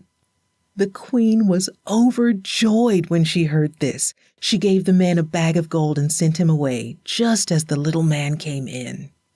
"Now then, queen, what is my name?" he said. "Are you called Conrad?" she asked. "No." "Henry?" "No." "Then your name must be Rumpelstiltskin." "The fairies must have told you that! The fairies must have told you that!" screamed the little man. In his rage, he stamped so hard with his right foot that he sank to his waist in the ground. Then, in still greater rage, he caught his left foot with both hands and pulled till he pulled himself in two. The Three Little Men in the Woods. Once upon a time there was a man whose wife died and left him with one daughter. Not far away lived a widow who also had one daughter. One day the two girls were playing together. The woman said to the man's daughter, "Go tell your father that if he marries me, you shall wash in milk and drink wine, while my child shall wash in water, and water shall she drink." The girl went home and told her father the woman's words. Then the man said, "What shall I do? Shall I marry again or not?" At last he pulled off his boot and said to his daughter, "Take this boot, which has a hole in the sole, hang it up on a nail, and pour in water. If it holds the water, I will again take a wife, but if not, I will not marry." The girl did as her father told her. The water made the leather swell and drew the hole together, so when the man came to look at the boot, it was full to the brim. He went then to the woman, and soon after they were married. The first day the husband's daughter had milk to wash in and wine to drink. The wife's daughter had only water. The second day there was water for them both. But the third day there were milk and wine for the wife's daughter, and there was only water for the stepchild. So it was from this day on. The wife hated the stepchild because she was prettier and better than her own daughter. Not a day passed in which she did not do something unkind to the poor girl, who bore it all without a word. At last winter came. The ground was white with snow, and the bare trees shivered in the cold wind. One bitter morning the woman called her stepchild and said, "Put on this muslin dress and go out into the woods. Take this basket and bring it back full of strawberries. Strawberries I wish, and strawberries I will have." "Alas," said the poor girl, "where can I find strawberries now when the ground is covered with snow? I shall freeze in this thin muslin dress. It is so cold today that one's breath freezes on the lips." "Why do you stand talking there?" asked the woman. "Go at once as I tell you. Do not dare come back without the strawberries. Here is your dinner." She put a crust of bread in the girl's hand. Then she pushed her out and shut and locked the door. "She will freeze or die of hunger," thought the wicked woman. "Then I shall never be vexed by seeing her again." The girl stood a little while crying and shivering on the doorstep. Then she walked down the road. As far as she could see, the ground was white with snow. "I will go into the woods," she said to herself. "There, at least, I shall be sheltered from this bitter wind." On and on she went until she came to a little cottage. She knocked at the door, and a voice cried, "Come in." She opened the door and went into a room where there were 3 little men. "Good day," she said. "May I come sit beside your fire and warm myself while I eat my dinner?" They nodded their heads, so she sat down on a stool in the corner and took out her crust. Then one of the little men said, "Give us a piece of your bread." "Willingly," she answered. So she broke the bread in 2 and gave them the larger piece. After a while, one of them asked, "Why do you wear a muslin dress this bitter day?" "Ah," she answered, "my stepmother made me put it on. She sent me to fill this basket with strawberries and told me not to come home without them." The little men said no more until she finished eating her crust. Then one of them gave her a broom and said, "Go and sweep away the snow from our back door." Without a word, the girl took the broom and went off. "She is kind and sweet-tempered," said one. "What good fortune shall we give her?" "I promise," said the first, "that she shall grow more beautiful every day." "I promise," said the second, "that whenever she opens her mouth to speak, a gold piece shall fall out." "And I promise," said the third, "that she shall marry a king's son." While they talked, the maiden was busy sweeping at the back door. And what do you think she found there? Why, strawberries, ripe and red, hid under the snow. "They are for you," said the little men. She thanked them and filled her basket as quickly as she could. Then home she ran, so fast that she kept quite warm. "Good evening," she said as she came into the house. Out dropped a piece of gold from her mouth. How surprised her stepmother and her stepsister were. She showed the strawberries and told what had happened in the woods. And at every word a piece of gold fell from her mouth. Soon the room glittered with gold. Then the woman's own daughter said, "I, too, will go into the woods to find strawberries." "Oh, no, no, my dear little daughter," said the mother. "It is far too cold." But the girl cried and fretted and begged to go. So at last her mother said, "Go then, but dress yourself from head to foot in fur. Take this large piece of cake to eat when you are hungry." The girl went out and followed her sister's footprints in the snow till she came to the cottage. She did not stop to knock at the door. Into the room she went and sat down beside the fire. When she was warm, she took out her cake and began to eat. "Give us a piece of your cake," said one of the little men. "I have no more than I want myself," she answered, and kept on eating. They waited till she finished. Then one of the little men said, "There is a broom in the corner. Take it and sweep around the back door." "Go and sweep for yourself," she cried. "It is not my place to serve you." Then she remembered that her sister had found the strawberries at the back door. So at last she took the broom and went out, grumbling. "What shall we give her?" asked one of the little men.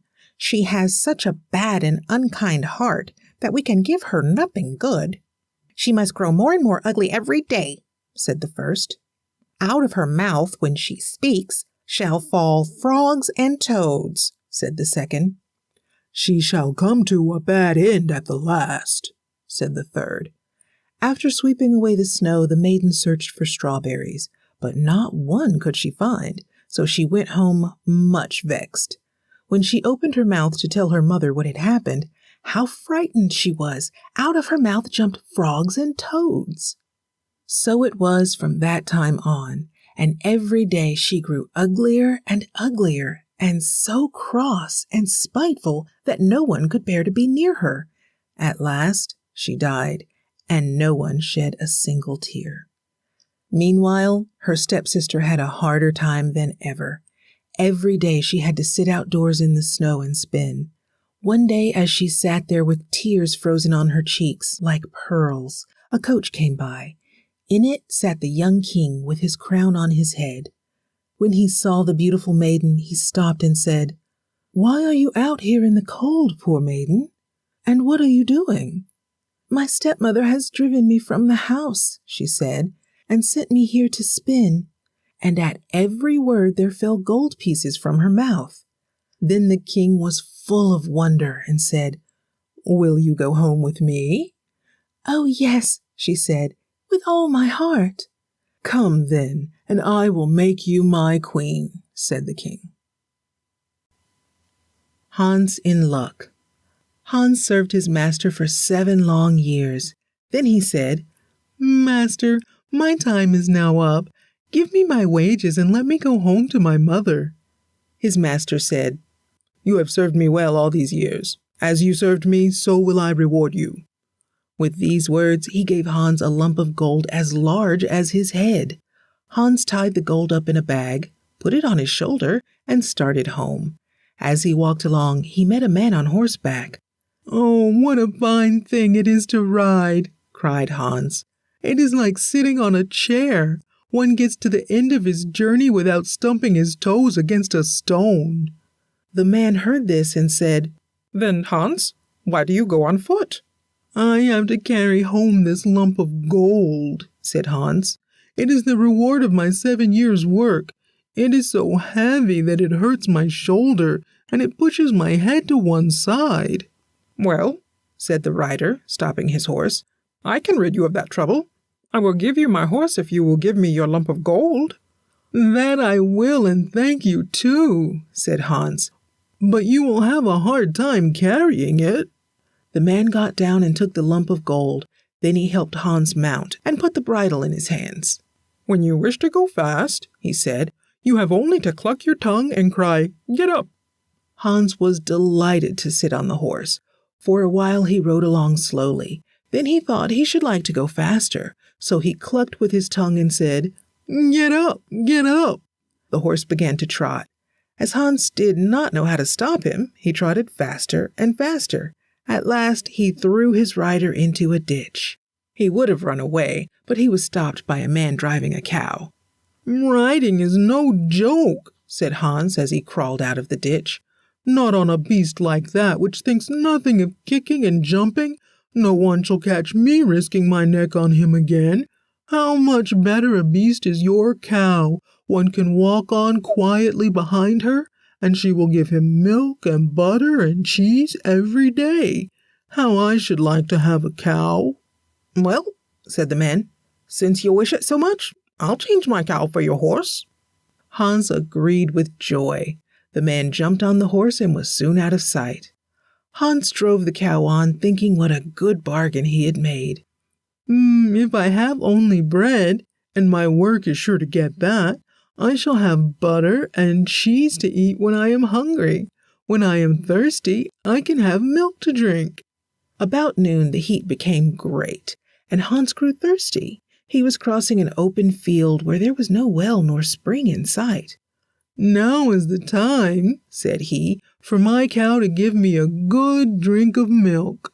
He tied the cow to a bush on the roadside and used his cap for a pail, but not a drop of milk could he get. And as he was a very awkward milker, the cow gave him a kick that sent him sprawling on the ground. Just then there came by a butcher with a pig in a wheelbarrow. "What on earth is the matter?" asked he, as he helped Hans to his feet. Hans told what had happened. The man laughed and said, "That cow has no milk to give. She is old and unfit for anything but to be killed for beef."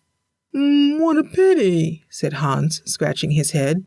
"She would make much meat, it is true, but I care little for beef. I like much better the meat of a fine fat pig like yours." "Then, Hans," said the butcher, "out of the kindness of my heart, I'll give you my pig for your cow." "On my word, that is kind of you," said Hans. So he gave the butcher the cow and took the pig. Soon he was joined by a boy carrying a goose under his arm. They began talking, and Hans told how lucky he was and what good bargains he had made. "See what a fine pig I got for my old cow," he cried. "Yes," said the boy, "but only see my goose and feel how heavy it is. It has been fattening these 8 weeks. When it is roasted, how the fat will drip." "It is a fine goose," said Hans, "but not so heavy as my pig." The boy looked up and down the road and then shook his head. "I fear that pig will get you into trouble," he said. "I have just come through a town where a pig had been stolen from its pen. I fear it is the very pig that you have. The men are out looking for it, and it would be bad for you to be caught with it in your hands."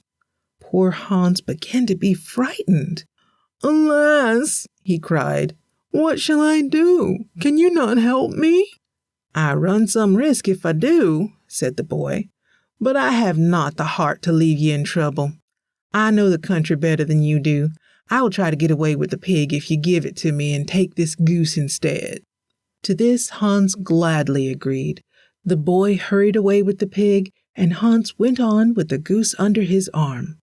"When I think of it," he said to himself, "I have gained by the change. I have a nice goose to eat. Then there will be goose fat to spread on my bread. Last of all, the beautiful white feathers will stuff a pillow. With my head on that, I shall sleep without rocking. How pleased my mother will be." And now he came to a village. Here he saw a knife grinder turning his wheel. As he turned, he sang, "Old knives and scissors like new I grind, and round whirls my wheel as swift as the wind." Hans stopped to look at him. At last he said, "Your trade must be a good one since you sing so at your work."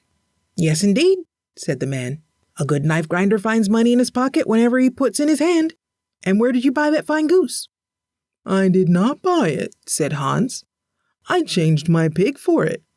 "Oh, and where did you get your pig?" "For that I changed my cow." "And how did you come by your cow?" "I gave it for a horse." "And how did you get your horse?" "Why, I gave that for a lump of gold as big as my head." "And how did you get the gold?" "It was my wages for 7 years' work." "Well," said the knife grinder, "you are clever at trading. Now all that you need is always to have money jingling in your pocket." "But how can I get that?" asked Hans. "Why, you must turn knife grinder like me," said the man. "You need only a grindstone, and, by good luck, I have one to sell. All that I will take is your goose in exchange for it. What do you say?" "I say yes with all my heart," said Hans. "I shall be the happiest man on earth. What more shall I need when I can always find money in my pocket?" So he gave the man the goose and took an old grindstone. "Now," said the knife grinder, handing him a smaller stone, "here is another good stone for you. On it you can hammer and straighten old nails. You'd better take this too." "I was surely born for good luck," cried Hans, his eyes dancing with joy. On he went, but now, having walked since daybreak, he began to be tired. The stone seemed to grow heavier at each step, and he could hardly drag himself along. "How much faster I could walk if I did not have these great stones to carry," he said to himself. He crawled at a snail's pace to a spring. Here he thought he would rest and get some cool water. He placed the stones on the brink and leaned over to drink. But by chance, he struck the grindstone with his foot. Down fell both stones to the bottom of the spring. Hans jumped up, singing for joy. "I am free from my heavy load through no fault of my own," he said. "These stones were the only things that I had to trouble me. Now they are gone. There is not a luckier man on earth than I am." With light heart and empty hands, he ran on to his mother's cottage. The Fairy's 2 Gifts. A fairy was once wandering about in the shape of a poor old woman. Night came on as she was going along a country road. She went past fields and woods till she came to 2 houses. One, large and beautiful, belonged to a rich man. The other was a little cottage of a poor ditcher. The fairy thought, "It will be no trouble to the rich man to give me shelter." So she went to his door and knocked. He opened a window and called out, "Who is there? What do you want?" "I have lost my way and night is near," said the fairy. "I beg you to give me shelter." The rich man looked at her from head to foot. Then he shook his head and said, "I cannot take you in. If I let in every poor man and woman who knocks at my door, I shall soon be a beggar myself. Go your way." Then he shut the window and left her outdoors. She turned her back upon his house and went to the cottage. As soon as she knocked, the ditcher opened the door and asked her to come in. "You look tired," he said, "and it is already late. You must spend the night with us." His wife then came forward. "We have not much, good mother," she said, "but what there is we will share with all our hearts." There were some potatoes cooking on the fire, and the woman brought out a bowl of bread and milk. The supper was good, because it was seasoned with peace and content. When bedtime came, the wife called her husband aside. "Dear husband," she said, "let us make a bed of straw for ourselves. Then this poor woman can lie in our bed and rest. She is old, and after walking the whole day, she must be tired." "With all my heart," said the husband. The fairy did not wish them to do this, but they would not take no. So she rested in their bed, and they slept on a bundle of straw. In the morning, the wife got up and cooked breakfast. The sun shone into the room, and the faces of the man and the woman were as bright as the day. After breakfast, the fairy thanked them and said goodbye. But at the door she turned and said, "You were kind to me when you thought I was poor and could do nothing in return. To show you that I have both will and power to aid you, I will grant you 3 wishes." "What more can I wish?" asked the husband. "Than that we two, as long as we live, may be well and strong, and that we may not want our daily bread. I cannot think of a third wish." "Would you not like a new house?" asked the fairy, smiling. "Oh, yes," cried the ditcher and his wife. "That we would. With these 3 wishes granted, we want nothing more." The fairy changed the old house into a new one. Then she went her way, promising that their other wishes also should be granted. About noon, the rich man happened to look out of his window. To his surprise, he saw the new cottage. He stared at it a long time. Then he called his wife and said, "Yesterday there was a poor old cottage across the road. Today there is a pretty new one in the same place. Run over and ask how this came to pass." The wife went and asked the ditcher, "How in one night did you get a new house in place of your old one?" "I will tell you," he said. "Yesterday evening a poor woman came to our door and asked shelter for the night. This morning she told us she was a fairy and would grant us 3 wishes. We wished for health and daily food, and then she changed our house into this new and beautiful cottage." The rich man's wife ran back to tell her husband the news. "I could beat myself," he cried. "If only I had known that she was a fairy. Why, she came to my door first, poor old beggar that she seemed. She asked me to take her in, and I said no." "What a pity," said his wife. "But make haste and get on your horse and ride after her. If you overtake her, beg her to grant 3 wishes for us also." The rich man saddled his best horse and rode with speed after the fairy. At last he overtook her. He spoke very gently and kindly. "I hope you are not angry because I did not take you in last night," he said. "I had lost the key of the house door. Before I found it, you went on. If you pass our way again, you must stay with us." "Yes," she said, "I will if I ever come your way again." Then the rich man asked her to grant him 3 wishes, as she had done his poor neighbor. "It would do you no good," said the fairy. "What is there for which you need to wish?" "Oh," cried the rich man, "I am sure I could find something I want." "Very well," said the fairy. "Ride back home. The first 3 wishes that you make shall be granted."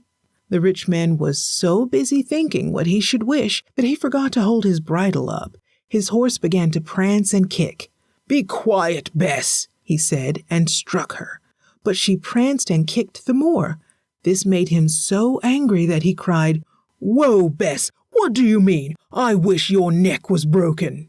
No sooner were the words out of his mouth than she fell down under him and lay dead. He had made his first wish, and it had come to pass. "Well, at least I have 2 wishes left," he said. He did not like to leave the saddle and bridle in the road, so he took them on his back and started home on foot. The noonday sun shone bright. Walking with such a load was warm and tiresome work. He thought how cool his wife was, sitting at ease in their room. Yet it was she who had sent him after the fairy. "Ah, I wish she had this saddle fast to her back," he said, not thinking what he was saying. At the words, the saddle slipped from his back. Warm as he was, he ran home as fast as he could go. There sat his wife with the saddle on her back, screaming and crying that she could not get it off. "Do not fret so about a little thing," he said. "I will wish for us to have all the riches in the world, and the wish will come true if you let the saddle stay on." "You stupid thing," she cried. "Of what use would be all the riches if I had this saddle on my back all my days? No, no, you wished it on, now you must wish it off." Much against his will, he had to wish that the saddle might come off her back. At once it fell to the ground. The rich man had had his 3 wishes. They brought him only anger and trouble, hard words from his wife, and the loss of his horse. The 3 wishes of the kind and contented ditcher freed him from want to the end of his days. The House in the Woods. A woodcutter lived with his wife and 3 daughters in a little hut near a forest. One morning, when he went out to work, he said, "Wife, I shall not be ready to come home at noon, and I shall be hungry. Send my dinner to me by our oldest daughter. To show the way, I will take a pocket full of wheat and scatter it along my path." Away he went with his axe on his shoulder. Just before noon, his daughter went into the woods. She carried a jug of soup and some bread for her father's dinner. She looked in vain for the wheat, which was to show her the path. The sparrows and finches had picked up every grain. She went on till the sun set and it began to grow dark. The trees rustled, the owls hooted, and the girl began to feel afraid. All at once she saw a far-off light twinkling through the trees. "People live there," she thought. "No doubt they will shelter me for the night." She walked toward the light and came to a little house in the woods. She knocked at the door and a gruff voice said, "Come in." In she went and found an old man sitting beside a table. His white beard almost touched the floor. In the room were 3 animals, a hen, a cock, and a brindled cow. "I have lost my way in the forest," said the girl to the old man. "May I spend the night here?" Instead of answering her, he turned to the animals and said, "Pretty fowls and brindled cow, what have you to answer now?" "Cluck," said the hen. "Cock-a-doodle-doo," said the cock. "Moo," said the cow. That meant she might stay. So the old man said, "You will find plenty of everything here. Go now into the kitchen and cook some supper." The girl cooked supper for herself and the old man, but she never thought of the animals. When she had eaten all she wished, she said, "I'm very tired. Where shall I sleep?" The animals replied, "Of yourself alone you thought. Now tonight rest as you ought." The girl was so sleepy that she hardly heard what they said. "Go upstairs," said the old man. "You will find 2 rooms with a bed in each. Make both beds before you sleep." The girl went upstairs and made the bed in the larger room. Then she dropped down and went fast asleep. After a while, the old man came upstairs. Finding his bed not made and the girl asleep, he shook his head. Then he opened a door in the floor and let her bed drop down into the cellar. Late in the evening, the woodcutter went home. He scolded his wife for having left him the whole day without food. "It is not my fault," she said. "I sent our daughter with your dinner. She must have lost the way. She will be back tomorrow, no doubt." Early the next morning, the woodcutter had to go to his work. "Send our second daughter with my dinner today," he said. "I will carry a pocket full of peas. They are larger than grains of wheat. She will see them and not lose the way." But at noon, when the girl went with her father's dinner, the peas were all gone. The woodbirds had picked them up. Not one was left to show the path. The girl walked up and down in the forest all day. At last, she came to the old man's cottage and was given food and shelter. She, too, failed to feed the animals or to make the old man's bed. While she slept, he opened the door. Down she dropped into the cellar as her sister had done. On the 3rd morning, the woodcutter told his wife to send their youngest child with his dinner. "She is always good and obedient," he said. "She will keep to the path and not lose her way as her sisters did. They roam here and there like wild bees when they swarm." "No," said the mother. "I do not wish our youngest child to go. What if she loses her way too?" "Do not fear," said the father. "She is careful and wise, and she'll find the way. Besides, I will fill my pockets with beans. These I will scatter along the path." But when his daughter went into the forest, there were no beans to be seen. The doves had eaten them all, and so she knew not which way to go. She thought sadly how hungry her father was and how her mother would grieve for her. At dark, she also saw the light and came to the house in the woods. She went in and begged shelter as her sisters had done. When it was granted, she patted the cow and stroked the feathers of the hen and the cock. The old man told her to cook supper, and she did so at once. Then she said, "Shall I have plenty while the good beasts want food?" So she gave grain to the fowls and an armful of sweet hay to the cow. "Eat, dear animals," she said. "Perhaps you are thirsty too. I will bring you fresh water." When this was done, she seated herself at the table and ate her supper. Soon the fowls put their head behind their wings and the cow shut her eyes. Then the girl asked, "Shall we not go to rest?" The old man said, "Pretty fowls and brindled cow, shall this maiden sleep here now?" They answered, "Of our comfort too, she thought. Let her rest now as she ought." When the maiden went upstairs, she made both beds. Then she went into the smaller room and, after saying her prayers, lay down and went to sleep. At midnight, she was awakened by strange noises. The house was creaking and cracking. The doors flew open. At last, there was a crash as if the roof and walls had fallen in. Then all was still.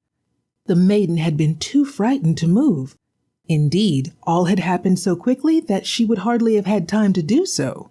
Now, finding she was not hurt and all was quiet, she lay still and went to sleep again. In the morning, she was wakened by the sun in her face. What a sight met her eyes! She was lying in a large, beautiful room. There were mirrors on the wall, and the bed was covered with cloth of gold. "It must be that I am dreaming," thought the maiden. But while she was rubbing her eyes, 3 servants came in and asked what they could do for her. "Nothing," she said. "I do not know what all this means, but I must get up and cook the old man's breakfast and feed the hen and the cock and the cow. Then I must hurry home to my mother." She dressed quickly and went to the old man's room. What was her surprise to find there a young man in scarlet and gold. "I'm a king's son," he said. "I was changed into a gray old man. My castle became a cottage, and my 3 faithful servants were changed into a hen, a cock, and a cow. We could be set free only by a maiden who should be as kind to beasts as to men. You are that maiden, and at midnight we were all set free. I am a prince again, and here are my castle and my servants. Now I will send for your father and mother. I wish you to stay here and be my wife." "But where are my sisters?" she asked. "They are still in the cellar," he replied. "But I cannot set them free. They must work as servants in the forest until they learn to be kind to all animals." The Fisherman and His Wife. Once upon a time there lived a fisherman in a little hut beside the sea. One day he fished from sunrise to sunset without having even a bite. Just as he was about to stop for the night, there came a sudden jerk on his line. He pulled up a large flounder. "Good fisherman," cried the flounder, "please let me go. I am not a real fish, but a prince who has been changed into this shape. Put me back into the water and let me swim away." "That I will," said the fisherman. "I would rather let go a flounder that can speak than keep it." He put the fish back in the water. It swam away, leaving a streak of blood. Then the fisherman went home with empty hands. "Husband," said his wife, "have you caught nothing all this day?" "Nothing but a flounder," he said. "It spoke and told me it was a prince changed to that shape, so I threw it back into the water as it asked me to do." "Did you not make a wish?" said his wife. "No," he said. "For what should I wish?" "Why, for many things, you silly man. For a better house than this hut, for one thing. What a pity you did not think of that. No doubt he could have given you anything for which you asked. Go and call him now. Perhaps it is not too late." To please his wife, the fisherman went down to the shore. He stood for a while looking at the water, which was green and dark. Then he said, "Flounder, flounder in the sea, come, I pray, and talk to me, for my wife Dame Isabel sent me here a tale to tell." The fish came swimming up and said, "What do you want to tell me?" "Ah," said the man, "today I caught you and let you go again. My wife is angry because I did not ask you to grant a wish. She says she wants a better house than our poor hut." "Go home, man," said the flounder. "Your wife has her wish." The fisherman went back home. Instead of his old hut, he found a pretty little cottage. At the door sat his wife, looking very happy. "Come in," she cried to her husband. "See what a pleasant home we have." They went from one room to another. There was a pretty little bedroom. The sitting room had flowers at the window and pictures on the wall. In the kitchen were vessels of earthenware and tin and copper. Outside was a little farmyard where hens and chickens were running about.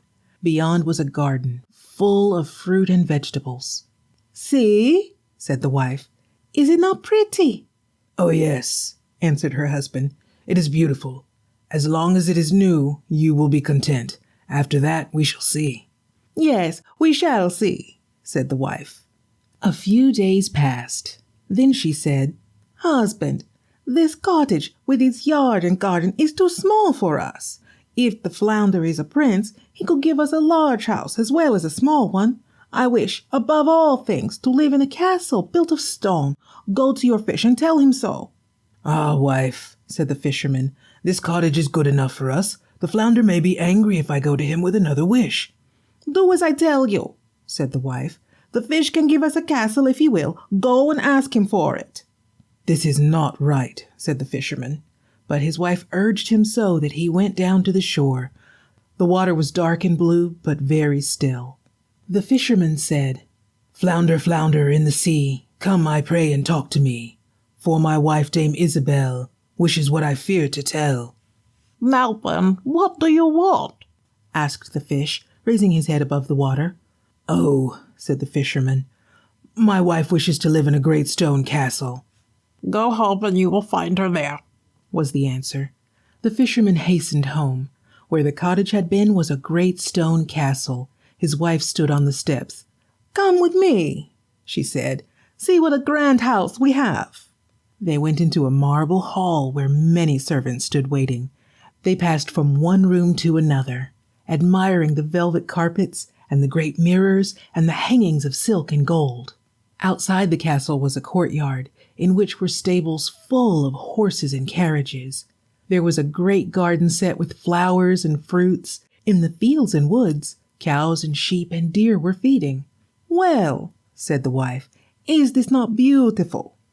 "Yes, indeed," said the husband, "but you will not think so after it ceases to be new to you. I fear you will then want something else." "I will think about that," said the wife. For a little while she was happy and proud in her new home. But one morning she rose in a bad temper, and nothing seemed to please her. "Why did I wish for so little?" she said crossly. "We might as well be lords over all this country instead of having just one castle. Go to your fish and ask to be king." "Ah, wife," said the husband, "I don't wish to be king. I cannot go and ask that." "If you do not wish to be king, I do wish to be queen," she said. "Go at once and tell the fish what I say." The husband turned sadly away. "It is not right," he said to himself, but he went down to the shore. He found the water dark and rough. The waves foamed and dashed as if they were angry. Still he said, "Flounder, flounder in the sea, come, I pray, and talk to me, for my wife, Dame Isabel, wishes what I fear to tell." The flounder came, and the fisherman told his wife's wish. "What?" said the fish. "She is not content? Well, she shall have this wish also. Go home, and you will find her queen."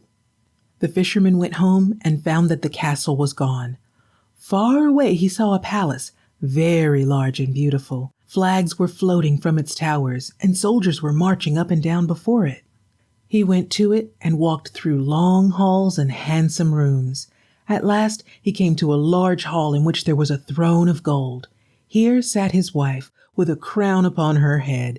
Her dress was of cloth of gold, and around her were lords and ladies. "Ah, wife," he said, "so you are queen now?"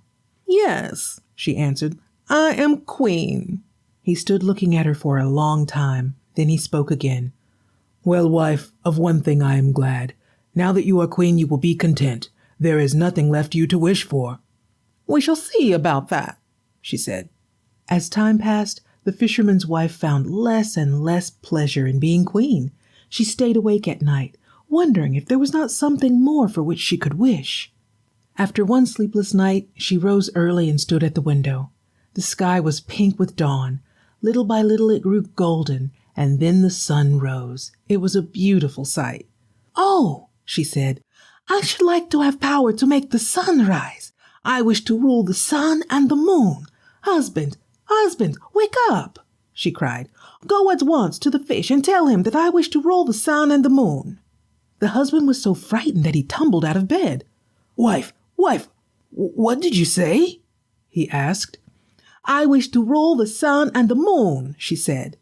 "Go at once and tell the flounder." But he fell on his knees before her. "Do not make such a wish as this," he cried. "It is wicked. There's only one who can rule the sun and the moon." At this, his wife was so angry that she drove him out of doors. The poor fisherman went down to the shore. A great storm had come up, and the sea was quite black. The angry waves rolled to and fro and dashed against the rocks.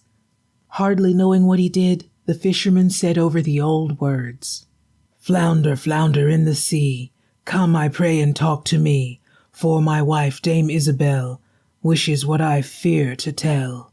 When the fish rose, he cried, "Oh, what shall I do? My wife wishes to rule the sun and the moon." "There is but one who can do that," replied the fish. "Go home. You will find your wife in your old hut by the sea."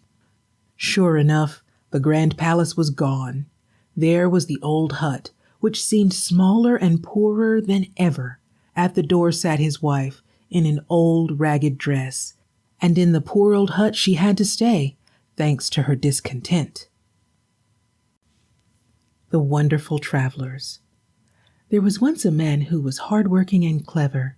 When war broke out, he gave up his work and went to serve his king. For many years he was a brave soldier. At last the war came to an end. Then he was sent home with only 3 pennies to help him on his way. "This is not just," said the old soldier. "If only I can get the right people to help me, I will make the king pay for it." As he went on his way, he came to a forest. There he saw a man pull up 6 trees as if they were blades of grass. "Will you enter my service and travel with me?" he said to the man. "Yes," said the man, "but I must first take my mother a little firewood." So saying, he took the 6 trees on his shoulder as if they had been so many twigs and carried them away. Soon he came back and said to the soldier, "We two shall go well through the world, I think." They had not traveled far when they came to a hunter. He was kneeling on one knee and taking aim with his gun. "What are you going to shoot?" asked the soldier. "Oh," he said, "there's a fly on a branch of an oak tree 2 miles away. I'm going to shoot it through the left eye." "Come with me," said the soldier. "We 3 can get on well in the world." The hunter was quite willing, and the 3 went on together. Soon they came to 7 windmills, the sails of which were turning very fast. "I cannot think what turns those windmills," said the soldier. "There is not wind to stir a leaf." 2 miles down the road they came to a man sitting in a tree. He held one nostril with his fingers and blew out of the other. "Friend," said the soldier, "what are you doing up there?" "Can't you see?" he answered. 2 miles off there are 7 windmills. I am blowing to make their sails turn round." "Come you with me," said the soldier, "for such as us can do wonders in the world." So the blower came down from the tree and went with them. In a short time they met with a man standing on one leg. His other leg was lying on the ground beside him. "What are you doing?" asked the soldier. "I am a runner," said the man. "I have taken off one of my legs to keep from running too fast. When both are on, I go as swift as a bird can fly." "Oh, then come with us," said the soldier. 5 such as we can carry the world before us." So they set off again. Soon they met a man who wore a hat on one side of his head. The soldier said, "I beg your pardon, but your hat has fallen over your left ear." "I must wear it that way," said the man. "If I put it on straight, there comes so sharp a frost that the birds in the air freeze and fall dead to the ground." "Oh," cried the soldier, "come with us. What is there that we 6 cannot do together?" They went on and on till they came to a city. There lived the king whom the soldier had served. Beside the city was a great race course, and here the king's daughter came every day to run. Her father had said that if any man could outrun her, he should have her for his wife. But if he lost the race, he was to lose his head also. Many men had tried, and always the fleet-footed princess had won. The soldier went before the king and said, "O king, I should like to try this race, if one of my servants may run for me." "Very well," said the king, "but if he fails, you both must lose your heads." The soldier then went back to his servants. "Put on your other leg," he said to the runner. "Do your best, and let us be sure to win." The end of the race was a far-off spring from which water was to be brought. The princess and the runner were each given a cup. They started at the same time, but the princess had not gone 2 steps when the runner passed her like a puff of wind. In a moment, he was out of sight. He ran to the spring and filled his cup. Then he turned and went back halfway. He was warm and sleepy, and so he set the cup on the ground and lay down to take a nap. He put a stick of wood under his head for a pillow. "This is so hard," he thought, "that I shall not sleep too long." In the meantime, the princess, who could indeed run very fast, reached the spring, filled her cup, and turned back. Soon she came to the place where the runner lay asleep. "Aha!" she laughed. "I have him in my power now." She emptied the water from his cup and ran homeward. Now all would have been lost had not the hunter been standing on the wall of the castle. His sharp eyes saw what had happened. "The princess must not win this race," he said. Raising his gun, he shot the stick of wood from under the runner's head. This, of course, waked the sleeping man. Starting up, he saw that his cup was empty and the princess was far ahead on the homeward way. But he did not lose heart. Like a flash of light, he went back to the spring and returned with his cup full of water. He not only passed the princess, but he got home 10 minutes before her. The princess was very angry, and the king was not less so. "What? Shall my daughter marry a common soldier?" he said. Instead of keeping his promise, he began to think how they might get rid of the winner. At last he said, "Do not be uneasy, my daughter. I have thought of a plan." So he asked the 6 travelers to a feast. He took them into a room where there was a table set for dinner. Then he went out and left them, locking the door on the outside. Now this room had an iron floor and iron walls and iron doors. The windows, too, were barred and bolted with iron. "Light a fire under the room," said the king to the cook, "and keep it blazing till the iron is red hot." The cook kindled a fire, and soon the men began to feel the heat. They thought at first that it was only the steam from their dinner. As it grew warmer and warmer in the room, they rose to open the doors and windows. These they found bolted and locked. Then they saw that it was the king's wicked plan to kill them. "But he shall not succeed," cried the man with the hat. "I will cause such a frost as will put out this fire." So saying, he set his hat straight on his head. It became at once so cold that the fire lost all its heat, and the food on the table froze hard. After 2 hours had passed, the king thought, "Now, no doubt they are burned to death." So he opened the door. To his surprise, there were the 6 men safe and sound. They said they should be glad to warm themselves, for it was so cold in the room that their food was frozen. Away went the king, enraged, to his cook. "Why did you not obey my orders and kindle a fire under the iron room?" he asked. The cook pointed under the room and said, "What more could I do?" There were great stacks of straw and kindling and loads of wood. Under these the cook had put all the coals from the kitchen, but as fast as he put the live coals there, they were covered with frost. "I see that these men can hold their own against fire," said the king. So he went back to the soldier and said, "Will you take money and give up your claim to my daughter? If so, you shall have as much as you wish." "I am quite ready to do that," said the soldier. "A princess suits a soldier for a wife no better than he suits her for a husband. Give me as much gold as one of my servants can carry. You are welcome to keep your daughter." This answer pleased the king. "I will go away now," said the soldier. "In 14 days I will come for the gold." Then he went and called together all the tailors in the land. He had them make a bag so large that it took 2 weeks to finish it, though the tailors sewed night and day. As soon as it was done, the soldier called the man who had uprooted trees. "Take this sack on your shoulder," he said. "We 6 will go together to the king." They found the king giving a great ball. "Here is my servant," said the soldier. "This is the bag which he brings to hold the gold." The king was displeased when he saw the man with the huge sack. Why, that fellow can carry a wagon load of gold, he thought. He ordered 16 men to bring as much gold as they could lift. The strong man took it up in one hand and threw it into the bag. Why do you not bring more at a time? He asked. This hardly covers the bottom of my bag. They brought load after load. Bring more, cried the strong man. Why are you so slow? At last they brought 700 cartloads of gold. He thrust into his bag the gold, the carts, and even the oxen which drew them. My bag is not yet full, he said, but I cannot waste more time about the matter.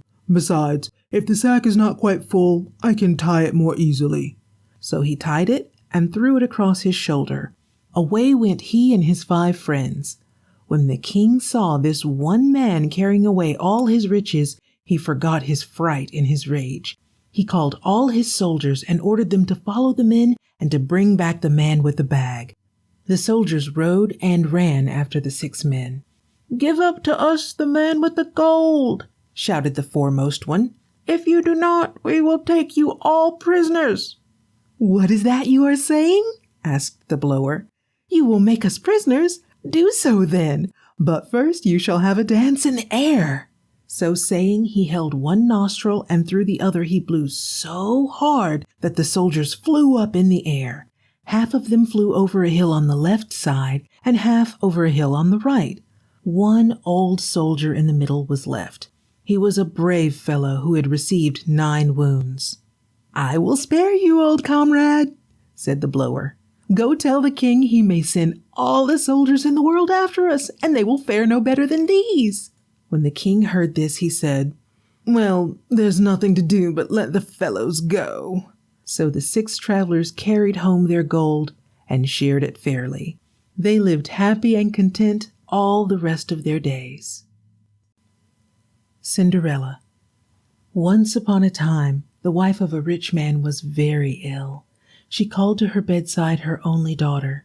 "Dear child," she said, "I have not long to live. Be always good and true, and heaven will help you in all your troubles." Soon after this, she died. Every day the daughter went to her grave to weep. Winter came, and the grave was covered with snow.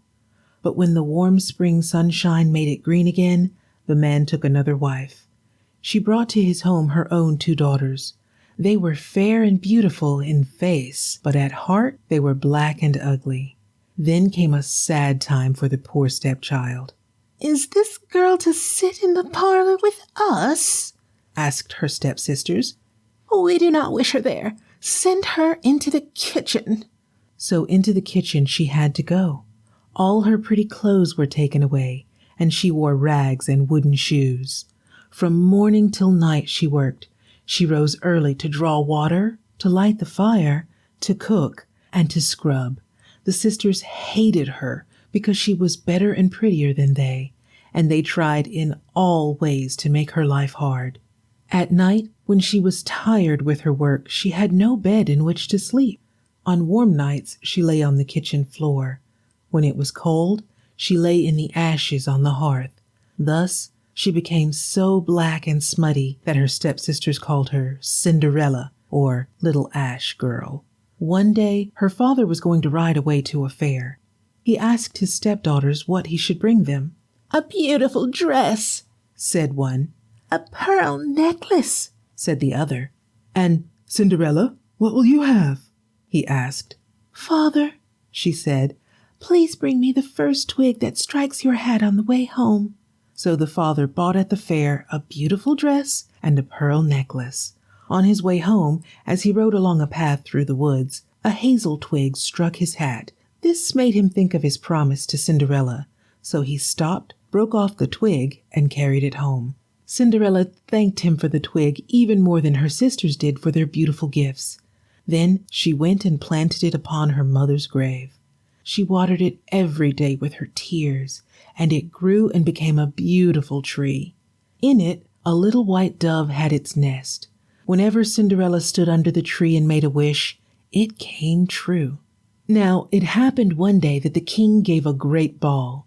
It was to last 3 nights. all the beautiful maidens in the land were invited. From among them, the king's son was to choose a bride. The two stepsisters were asked, and they were wild with joy. Cinderella, Cinderella, come quick, they cried. Comb our hair and brush our shoes and fasten our buckles. We are going to the ball at the king's palace. Cinderella did as they told her, crying all the while. She too loved dancing and wished to go to the ball. Let me go with you, she said. You, Cinderella, laughed her stepmother.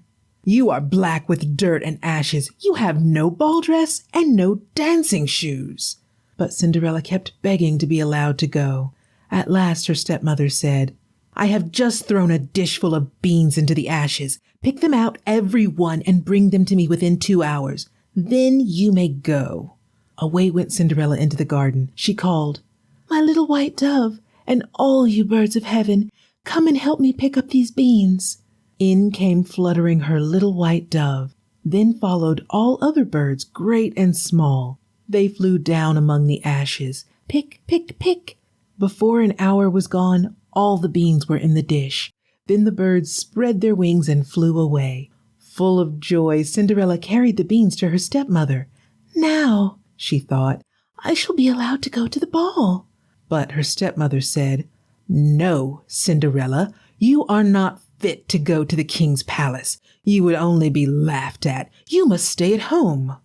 Away she hurried with her daughters to the ball, leaving poor Cinderella. I will ask my tree to help me, she said to herself. So she went out under the hazel tree and said, Rustle and shake, dear little tree. For the king's ball, I pray, dress me. Down fell a ball dress of silk and silver, and a pair of silver slippers. Cinderella dressed in great haste and hurried to the palace. When she came into the ballroom, her stepmother and sisters did not know her. She looked like a beautiful princess. If they had thought of Cinderella, they would have said, She is at home, lying asleep in the ashes. The prince came up and led her out to dance. So beautiful was she that he would dance with no one else. At last, midnight came. It is time for me to go home, said Cinderella. Then said the prince, I will go with you, for he wanted to see where she lived. But she ran away from him and hurried home. She took off her beautiful clothes and put on her kitchen rags. When her sisters came, there she was lying in the ashes where they left her. The next night the stepmother and sisters went again to the ball. As soon as they set out, Cinderella went to the hazel tree and said, Rustle and shake, dear little tree. For the king's ball, again dress me. Down came a dress of cloth of gold, more beautiful than the silver one. There too were little gold slippers. When Cinderella came into the ballroom, everyone wondered at her beauty. The prince had waited for her, and he would dance with no one else. When she wished to go, he said, I will go with you and see you safe home. Again she ran away so fast that he lost sight of her. When her stepmother came home, there was Cinderella, lying in her rags among the ashes. The third night the sisters went again to the ball. Then Cinderella said again to the hazel tree, Rustle and shake, dear little tree. For the king's ball, once more dress me. Down came a dress more beautiful than either of the others. With it was a pair of little glass slippers, the prettiest ever seen. Cinderella, more lovely than ever, was the queen of the ball. The prince danced with her only, and he gave no one else a chance even to speak to her. I will follow her tonight and see where she lives, he thought. But she went like the wind and was soon lost to sight. As she ran, however, she dropped one of her little glass slippers. The prince picked it up and took it home. The next morning he sent for a faithful servant. Take this slipper, he said, and find the maiden to whom it belongs. She, and she only, shall be my bride. The servant went from house to house with the slipper, but he found no one who could wear it. At last he came to Cinderella's home. Whoever can wear this slipper shall be the prince's bride, he said. The stepsisters were glad to hear this, for both had small feet. First, the older went into her mother's room and tried to put on the slipper. She could have worn it if her great toe had not been too large. Her mother handed her a knife and said, Cut off your toe, my daughter. When you are the prince's bride, you will not need to walk." So the girl cut off her toe and squeezed her foot into the slipper. "I'm ready now to go to the prince," she said to the servant. But when they came to the hazel tree, the servant heard the doves singing, "At your side, there's blood in the shoe. This is the wrong bride, at home is the true." He looked down and saw that the slipper was indeed full of blood. So he led the maiden back and handed the slipper to the sister to try. She went into her mother's room to put it on, but she could not get it over her heel. "Cut a piece off your heel," said her mother. "When you are the prince's bride, you will not need to walk." So she cut a piece off her heel and squeezed her foot into the slipper. Then she went out to meet the prince. But as they passed the hazel tree, the servant heard the doves sing, "At your side, there's blood in the shoe. This is the wrong bride, at home is the true." He looked down and saw blood trickling from the slipper. So he went back to the house, and the king's son went with him. "Have you no other daughter?" said the prince. "None," said the father, "except little Cinderella, the daughter of my first wife. She is so smutty that I am ashamed for you to see her." But the prince would have his way. Cinderella was called, and she came in her poor rags. She bowed low to the prince as she took the slipper from his hand. Then she sat down on a stool.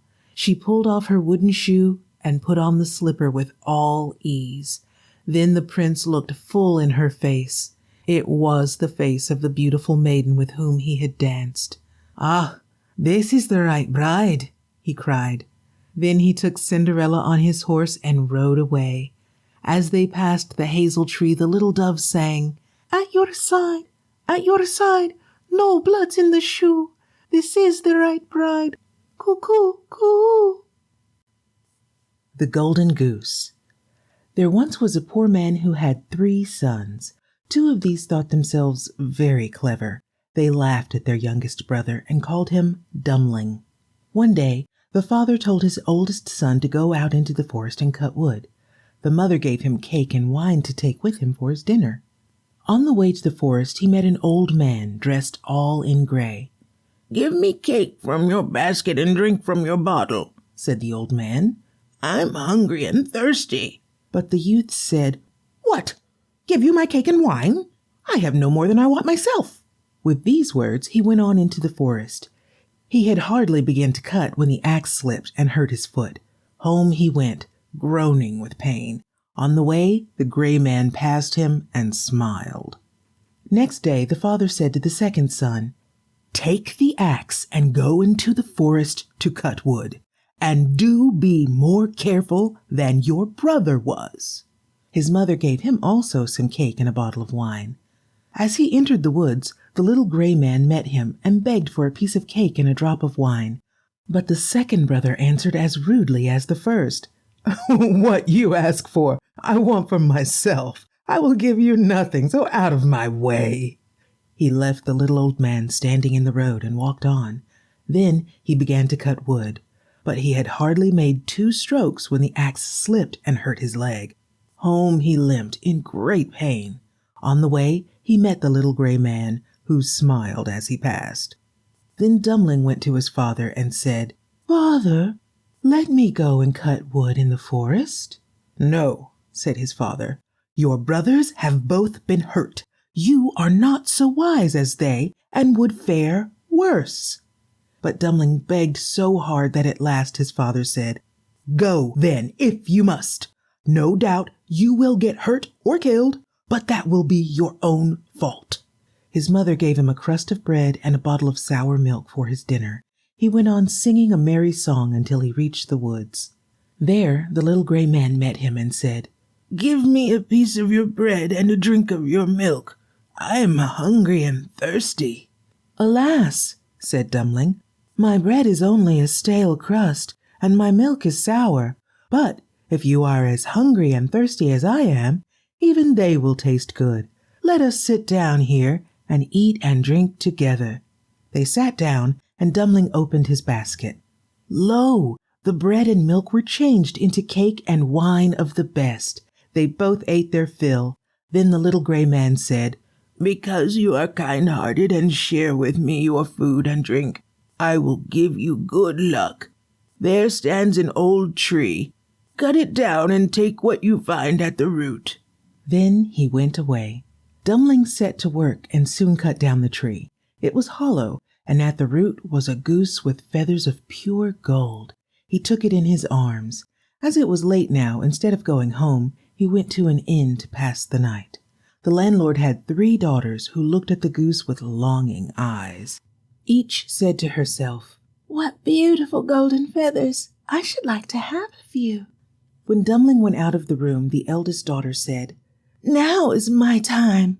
She went up to the bird and took hold of its right wing. But she could not pull out a feather, nor could she take her hand away. Soon the second daughter came in and said, "I, too, will have some of these golden feathers." As soon as she put her hand to the bird, she touched her sister's dress. Then she, too, stuck fast. Try as they would, neither could get free. Now in came the third sister. Keep away, screamed the other 2. "Oh no, do not come near this golden goose." But she could see no reason for their words. Since they were there, why should she keep away? Did they wish to take all the golden feathers and leave her none? She made a spring forward. She touched her second sister's hand, put out to stop her. She too stuck fast, and there stood the 3 without power to move. In the morning, Dumpling took the goose on his arm and started homeward. He did not turn to look at the 3 girls who followed him. As he walked quickly, they had to run. Now he turned to the right, and to the right they went. Now he changed his goose to the left arm, and to the left they whirled. They had not gone far in this strange way when they met the parson. "Shame on you, bold girls!" he cried. "Why do you run after this young man? Go home, all of you." He put his hand on the youngest to pull her back, but he had no power to take it away. Like the others, he had to follow the golden goose. Just then, the clerk came out of the church door. He saw the parson running behind the girls, and he cried, Sir, what are you doing at the heels of those silly girls? Come back. The people are waiting for you at the church." As the parson did not stop, he ran after and caught hold of him. His hand stuck fast like the others, and now there were 5 trotting along, one behind the other. On the road, they met 2 farmers with hoes on their shoulders. Come and get me loose, cried the clerk, dancing up and down. They came, but they too stuck fast and had to follow. On went Dumpling with his golden goose and the 7 trotting behind him. After a while they came to a great city. Here lived a king who had only one child, a daughter. She was so sad and solemn that she had never been known to laugh. This was such a grief to the king that he said, "Anyone who can make the princess laugh shall have her for his wife, and I've half my kingdom besides." Now Dumpling drew near the king's palace with the 7 following at his heels. The goose was squawking, the girls were crying and laughing, the parson was groaning, the clerk was scolding, and the farmers were bawling. Straight in a row they trot behind Dumpling. He moved the goose, and they whirled about like the tail of a comet. It was such a strange sight that the princess began to laugh, and she laughed until tears came and she had to hold her sides. And so Dumpling had the princess for his bride and half of the kingdom for his own. The 12 Huntsmen. There was a king's son who loved dearly a beautiful maiden. One day as he was sitting beside her, a messenger came to him. "Your father's very ill," said the messenger. "You must come at once to his bedside. He wishes to see you before he dies."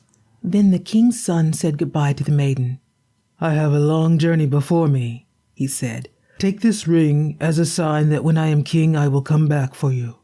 Then he rode away. When he reached the palace, he found his father's end very near. "Dear son," said the king, "I have sent for you to make me a promise. It is that you will take the wife I have chosen for you." And he named to him a king's daughter. These words made his son very sad. How could he refuse the last request of a dying father? He answered, "Dear father, I will do my best to please you. If she is willing, I will marry the princess." Soon after, the old king died, and his son became king. For the sake of his promise, he sent and asked the king's daughter to become his wife. She agreed, and a day was set for their marriage. The maiden whom he loved heard this news, and she grieved until it seemed as if she would die. "Dear child," said her father one day, "why are you so sad? If anything you wish can be done, tell me and I will do it." "My father," she said, "I wish to have with me 11 maidens like me in face and form and size." Her father answered, "You shall have them if it be possible." He sent messengers far and wide to find 11 maidens like his daughter in face and form and size. After a time they were found. Then his daughter had made 12 hunting dresses just alike. In these she and her maidens dressed themselves. She said goodbye to her father and rode away to the palace of the young king. "Tell your master that I am one of 12 huntsmen who wish to serve him," she said to the servant at the palace door. The king came out to speak to her, but he did not know her in her huntsman's dress. He was pleased with the 12 so alike in face and dress, and they became his huntsmen. Now the king had as friend and servant a wonderful lion. It could not only speak, but it was so wise that it found out many hidden things. One evening it said to the king, "You think that those are 12 young men who are serving you, do you not?" "Yes," said the king. "They are my 12 huntsmen." "You are mistaken," said the lion. "They are 12 maidens." No," said the king. "that cannot be true." "Let us prove it," said the lion. "Strew peas in the hall and you will see. A man has a firm step. He will crush the peas or pass without moving them. But maidens trip and slide, and they will set the peas rolling." The king ordered the hall to be strewn with peas. One of the king's servants had heard the lion's advice. Laughing, he said to the huntsman, "Only think, the lion wishes the king to believe that you are maidens." Then he told how they were to be put to proof. The king's daughter laughed and said, "It is a joke." When she was alone with her maidens, she said, "Be sure to step strong and firm on the peas." The next morning the king sent for the 12 huntsmen, and he met them in the hall. They were mindful of what the maiden had told them, and they stepped so hard and firm on the peas that not one even moved. After they were gone, the king said to the lion, "You deceived me. They walk like men." "Yes," said the lion. "They learned that they were to be put to proof, so they trod hard and firm. Now prove them in a way they do not expect. Have 12 spinning wheels placed in the hall. They will be pleased and will look at them while men would not." The king gave orders for 12 spinning wheels to be placed in the hall. The servant, however, who really believed the huntsmen were young men, told them this plan also. "We must not even glance at the spinning wheels," said the maiden. "Let us be sure to walk straight forward." The next morning the king sent again for his 12 huntsmen. They passed through the hall with firm steps, and not one glanced at the spinning wheels. "Wrong again, lion," said the king. "They did not look at the spinning wheels. They are men." "No," said the lion. "They found out again that they were to be put to proof." But now the king would not listen to the lion and had no more faith in his words. Every day the 12 huntsmen went with the king into the forest. One day when they were out hunting, a messenger rode up to the king and said, "Sir, the king's daughter whom you are to marry is on her way to the palace." The maiden, who was the king's chief huntsman and rode at his side, heard this speech. In her grief, she fell fainting to the ground. The king did not know what was the matter, but he ran to her help. He raised her up, and after a while drew off her glove. On her finger he saw the ring which he had given as a sign of his love. Looking close at her face, he saw that she was the maiden he had left. Her faithful love made her more dear than ever to his heart. As she opened her eyes, he kissed her and said, "You are mine, and I'm yours. Nothing in the world shall change that." So he sent a messenger to the king's daughter to say that he had a wife whom he had chosen before he knew her. Then she returned to her own home. The lion was again taken into favor, for after all, he had spoken truth. The Town Musicians. A donkey had carried bags of grain to the mill many years. At last, his strength failed and he became unfit for work. His master wished to get rid of him so as to save food, but the donkey heard of his plan and made up his mind to run away. So he took the road to a town where he had once heard a street band. I can make music as good as that, he thought. I will go there and be a town musician. He had not gone far when he saw a hound lying on the ground. It gasped for breath as if it were very tired. Why are you panting so, my friend? Asked the donkey. Ah, said the hound, I'm old, and each day I grow weaker and weaker. I can no longer hunt, and my master means to have me killed, so I have run away. But where I'm to go I know not. Will you join me? Said the donkey. I'm going to try my luck as a street musician. I think you and I could do well together. I will play the flute, and you can beat the drum. The hound agreed, and on they went together. Soon they saw a cat sitting in the middle of the road. He had a face as gloomy as 3 days of rainy weather. What has gone wrong with you, Sir Tom? Asked the donkey. How can one be merry when his neck is in danger? Asked the cat. I am old and stiff and my teeth are worn out. I like better to lie still and purr than to catch mice. So my mistress wishes to have me drowned. I ran away as fast as I could, but now what am I to do? Go with us to town, said the donkey. You understand night music, I know. You can become a street musician with us. With all my heart, said the cat. So he walked on with them. Soon the 3 runaways came to a farmyard. On the gate stood a cock crowing as loud as he could. You crow so loud that you almost split our ears, said the donkey. What is the matter? I crow as loud as I can, for I'm crowing my last, said the cock. I heard the cook say that she is going to boil me for the Sunday dinner. Oh, Redcomb, said the donkey, come with us. We are going to town to become street musicians. You have a fine voice, and it will be better to join us than to be made into soup. Indeed it will, said the cock. So all 4 went on together. It was now growing dark, and they were still far from town. They began to look about for a place where they might spend the night. They saw no place better than a large tree. Under this, the donkey and the hound lay down, while the cat climbed into the branches. The cock flew up to the topmost bough. Before he went to sleep, he looked around on all 4 sides. There is a house not far away, he cried. I see a light in the windows. Let us go there, said the donkey. We may find supper and a shelter for the night. I should be glad to get a piece of meat, said the hound, or even a bone. A fat mouse would taste good, said the cat. Some grain would be better, said the cock. They set out at once to the place where they saw the light. It grew larger and brighter as they came near. At last they reached the house. The donkey, being the tallest of the 4, went to the window and looked in. What do you see, old fellow? Asked the cock. I see a table, and on it plenty to eat and drink, said the donkey. There sit robbers enjoying themselves. Would that we had their supper, said the dog.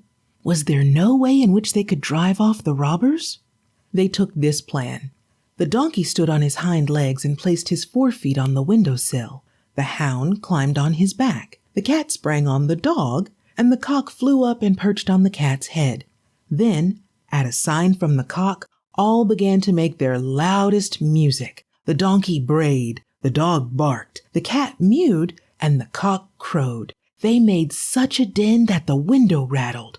Then, through the glass they tumbled with a crash. The robbers were so frightened that they all ran away. The 4 friends went to the table and ate their fill. Then they put out the light and sought sleeping places such as they liked. The donkey stretched himself on some straw in the yard.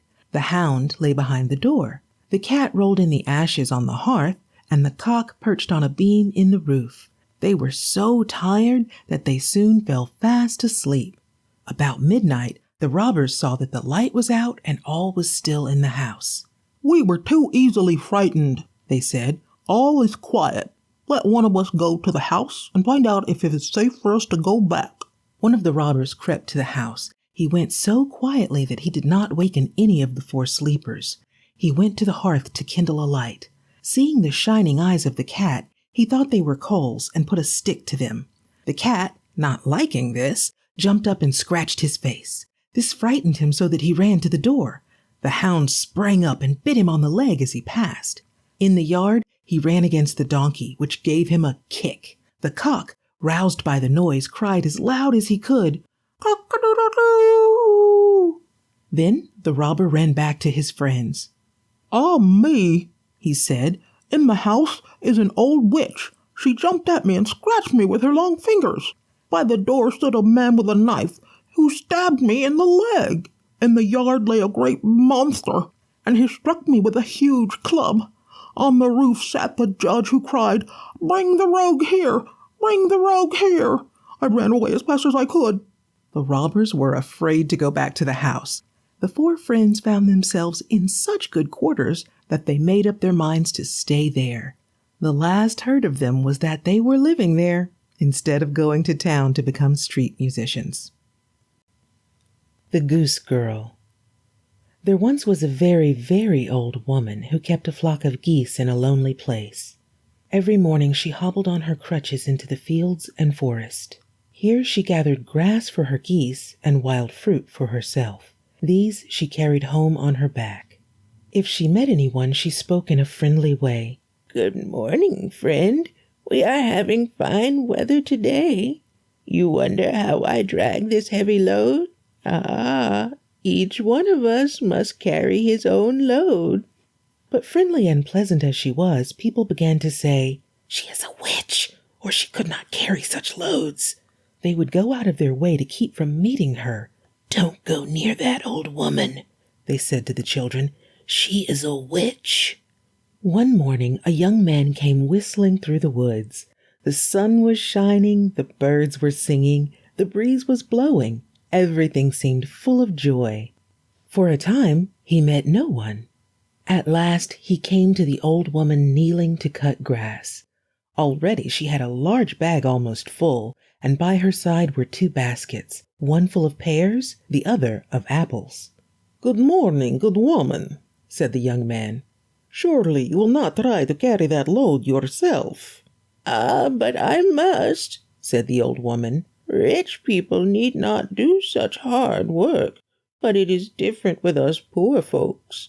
I must carry it unless you do it for me. You are young and have a straight back and strong legs. For you the load would not be great." The young man pitied the old woman, so he said, "My father is a rich count, and I have never carried such a load. But to prove that I have both will and power to help you, I will do this." "I shall be very thankful if you will," said the old woman. "My house is not more than an hour's walk away. There are the bag and the 2 baskets to carry, but that is not much of a load for you." The young count took the bag on his back, and the old woman hung the baskets on his arms. "See, are they not light?" she asked. "No, indeed," said he. "The bag is as heavy as if it were full of lead, and the pears and apples are like so many stones." He would have liked to put down a part of his load, but she would not let him. "See now," she said, "the fine young man cannot bear a load which an old woman like me carries. You are ready with fair words, but not with deeds." It was bad enough while the young count was on level ground, but soon he came to a hill. The stones rolled from under his feet, and he could hardly drag himself forward. "Good woman," he said, "before I go farther, I must rest a while." "Oh, no, no," she said. "Not yet. When you reach the end of your journey, it will be time to rest." "You are unkind and ungrateful," cried the young count. He tried to throw aside the bag, but it stuck as fast as if it had grown to his back. Twist and turn as he might, he could not get free. "You are making yourself as red in the face as a turkey cock," said the old woman, "but it does no good. As you have begun, you must carry the load to the end." What could he do? Nothing except give up and go on to the old woman's house. "My old bones are tired," she said after they had walked far up the hill. She made a spring and seated herself on the bag. Although she seemed so thin and light, her weight almost bowed the young man to the ground. "What I have begun I must finish," he said to himself. So he went on as well as he could. When he was so tired that he was almost ready to drop, he reached the old woman's cottage. The geese saw her and stretched out their necks and ran to her, cackling with all their might. Behind the flock walked a girl, big and strong, but dark and ugly as the night. "Mother," she said, "has anything happened? What makes you so late?" "Never fear, my daughter," said the old woman. "I had no bad luck, but rather good. This young count brought my load home. When I was tired, he even carried me on his back." She took the bag and baskets from the young man. "Go, sit on that bench beside the door and rest," she said. "You have earned your reward, and you shall have it." Then she turned to the Goose Girl and said, "Go into the house, my daughter. If you stay here, this young man may lose his heart to you, and that would be sad." The young count did not know whether to laugh or to cry. "To think of losing my heart to an ugly, awkward goose girl," he said to himself. The old woman stroked and petted her geese as if they had been children. Then she went into the house. The young count stretched himself on the bench under an apple tree. He looked out upon a green meadow where grew thousands of flowers. Through the meadow flowed a beautiful, clear stream. "It is lovely here," he said, "but I am too tired to enjoy the sight. I will lie here and sleep a while before I start home. I only hope the wind will not blow my legs away. I have not strength to hold them on." He fell asleep and slept until the old woman came and waked him.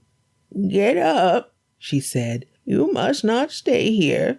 I did not treat you well at first, but I will make up for it all." So saying, she gave him a small box cut out of an emerald.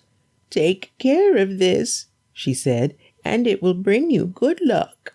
The young count jumped up and to his surprise felt quite rested and strong again. He thanked the old woman for her gift and set forth, meaning to go home at once. But he lost his way and wandered about for 3 days and 3 nights. At last he came to a great castle, and there the servants carried him before the king and queen. He took out the beautiful little emerald box and gave it to the queen. She opened it and looked in, and at once fell down as if dead. The king's servants seized the young count and were about to lead him off to prison, but the queen opened her eyes and said, "Let everyone leave the room except this stranger. I must speak to him alone." For a time, the queen wept so that she could not speak. At last she said, "You may think it strange that a queen should weep. Listen, and I will tell you the cause of my grief. I once had 3 daughters, and of them all the youngest was fairest and best. Her brow was white as snow, her cheeks were like apple blossoms, and her hair shone like sunbeams. When she wept, pearls fell from her eyes instead of tears. When she was 15, my husband sent for our 3 daughters to come before him. Then he spoke. "My daughters, I know not when my last hour may come. I wish to share my kingdom among you. You all love me, I know, but I wish to learn which loves me best, that her part may be largest." Our eldest daughter said, "I love you best. I love you better than sugar or all sweet things in the world." Then said the second, "I love you best. I love you better than beautiful clothes and gems, which are most dear to maidens." But the youngest was silent. Then the king said, "And you, dear child, how much do you love me?" "I love you better than salt," she said. This speech made her father very angry. "Since you love me like salt," he said, "with salt shall your love be rewarded." He shared his kingdom between our 2 other daughters. Then he had a bag of salt bound on the back of the youngest, and sent her alone into the forest. We wept and begged for her in vain. She herself wept so that all the path was strewn with pearls which fell from her eyes. After a while, the king became sorry that he had been so harsh and sent to seek her, but she has never been heard of since. Sometimes I fear she was eaten by wild beasts. Sometimes I hope she is living safe in a cave or a hut with someone who found her. When I opened the box you brought, I found that it held a pearl like those my daughter used to weep. You may know that the sight moved my heart. Now tell me how you got that pearl." The young count told all that had happened in the woods. He said that the old woman seemed to be a witch, and with her lived an ugly goose girl, but of the king's daughter he had seen and heard nothing. The king and queen made up their minds to go and seek the old woman. Where the pearl was found, there might be found news of their daughter. For 2 days they wandered in search of the cottage. The count, being young and swift of foot, hurried forward to seek the right road. At last he found it and went on till it began to grow dark. He climbed into a great oak tree beside a brook to pass the night safe from wild beasts. Meanwhile, the old woman sat spinning at the door of her cottage. It began to grow dark, and the fire on the hearth gave a feeble light. All at once there was a noise outside. The geese were coming home from the meadow, cackling with all their might. The goose girl took them to their roosting place. Then she came in, and taking her wheel, sat down to spin. Thus she and the old woman sat for 2 hours without a word. At last something flapped against the window, and 2 bright eyes peeped in. It was a night owl, which screeched 3 times. The old woman looked up from her spinning. "Now, my daughter," she said, "it is time for you to go to your nightly task." The goose girl got up and went out across the meadow. On and on she went till she reached a brook near which stood a great oak tree. Just then the full moon came out from behind a cloud and shone so bright that one could have seen by its light to pick up a pin. Then a wonderful thing happened. The goose girl drew off an ugly mask which she wore over her face. She washed it in the brook and laid it on the meadow to dry. Then she stooped and began to bathe herself in the brook.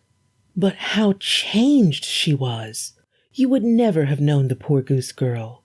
Instead of coarse black locks, her hair fell in curls like a shower of gold. Between the curls her eyes shone like stars. Her brow was white as snow, and her cheeks pink like apple blossoms. But the maiden was as sad as she was fair. She moaned and sighed and wrung her hands. From her eyes fell tears which lay like pearls on the grass. All at once she heard a crack and a crash in the branches of the oak. At that moment a black cloud came over the moon. Up sprang the maiden and slipped on her mask.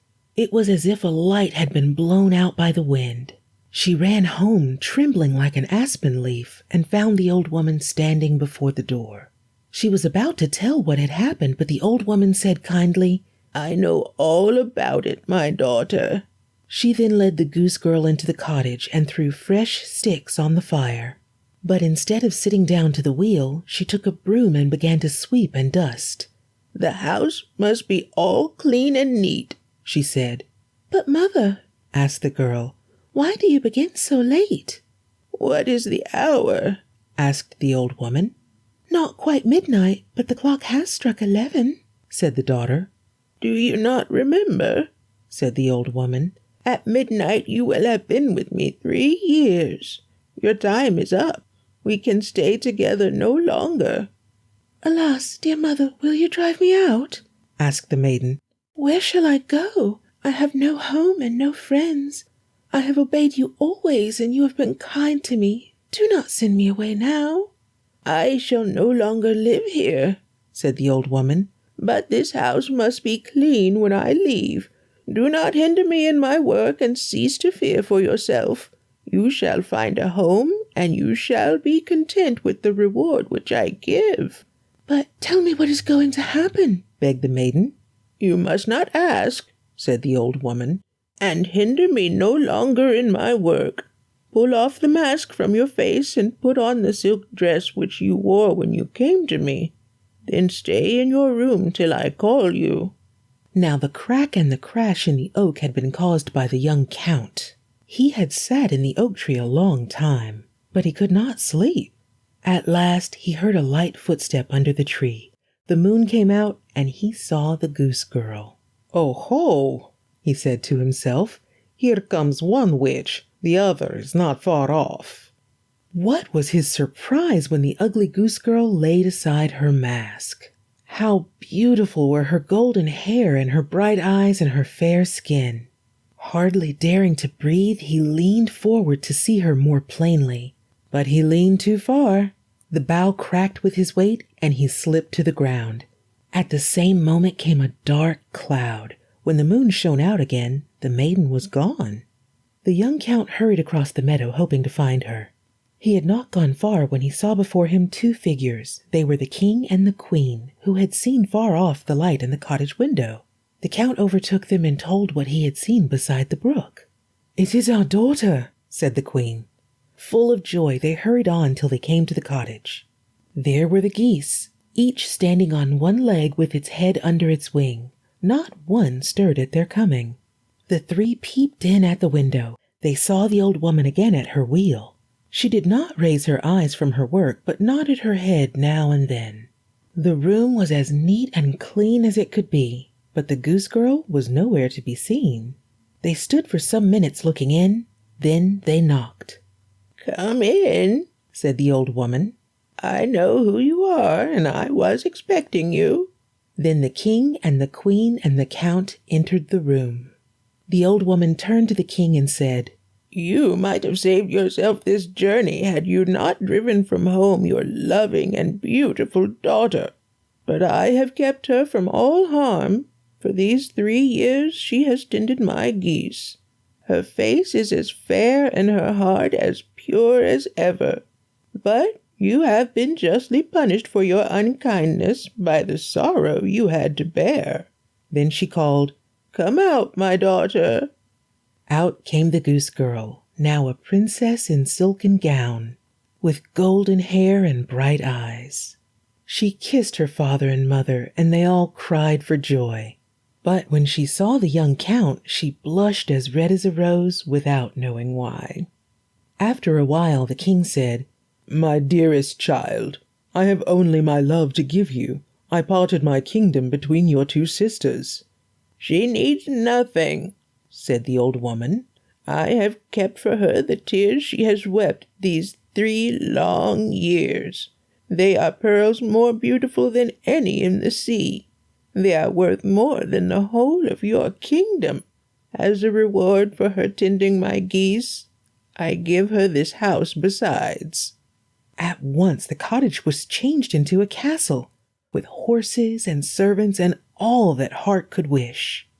And in course of time, the princess married the young count, and they lived in the castle, happy and content to the end of their days. The end. Thanks for listening.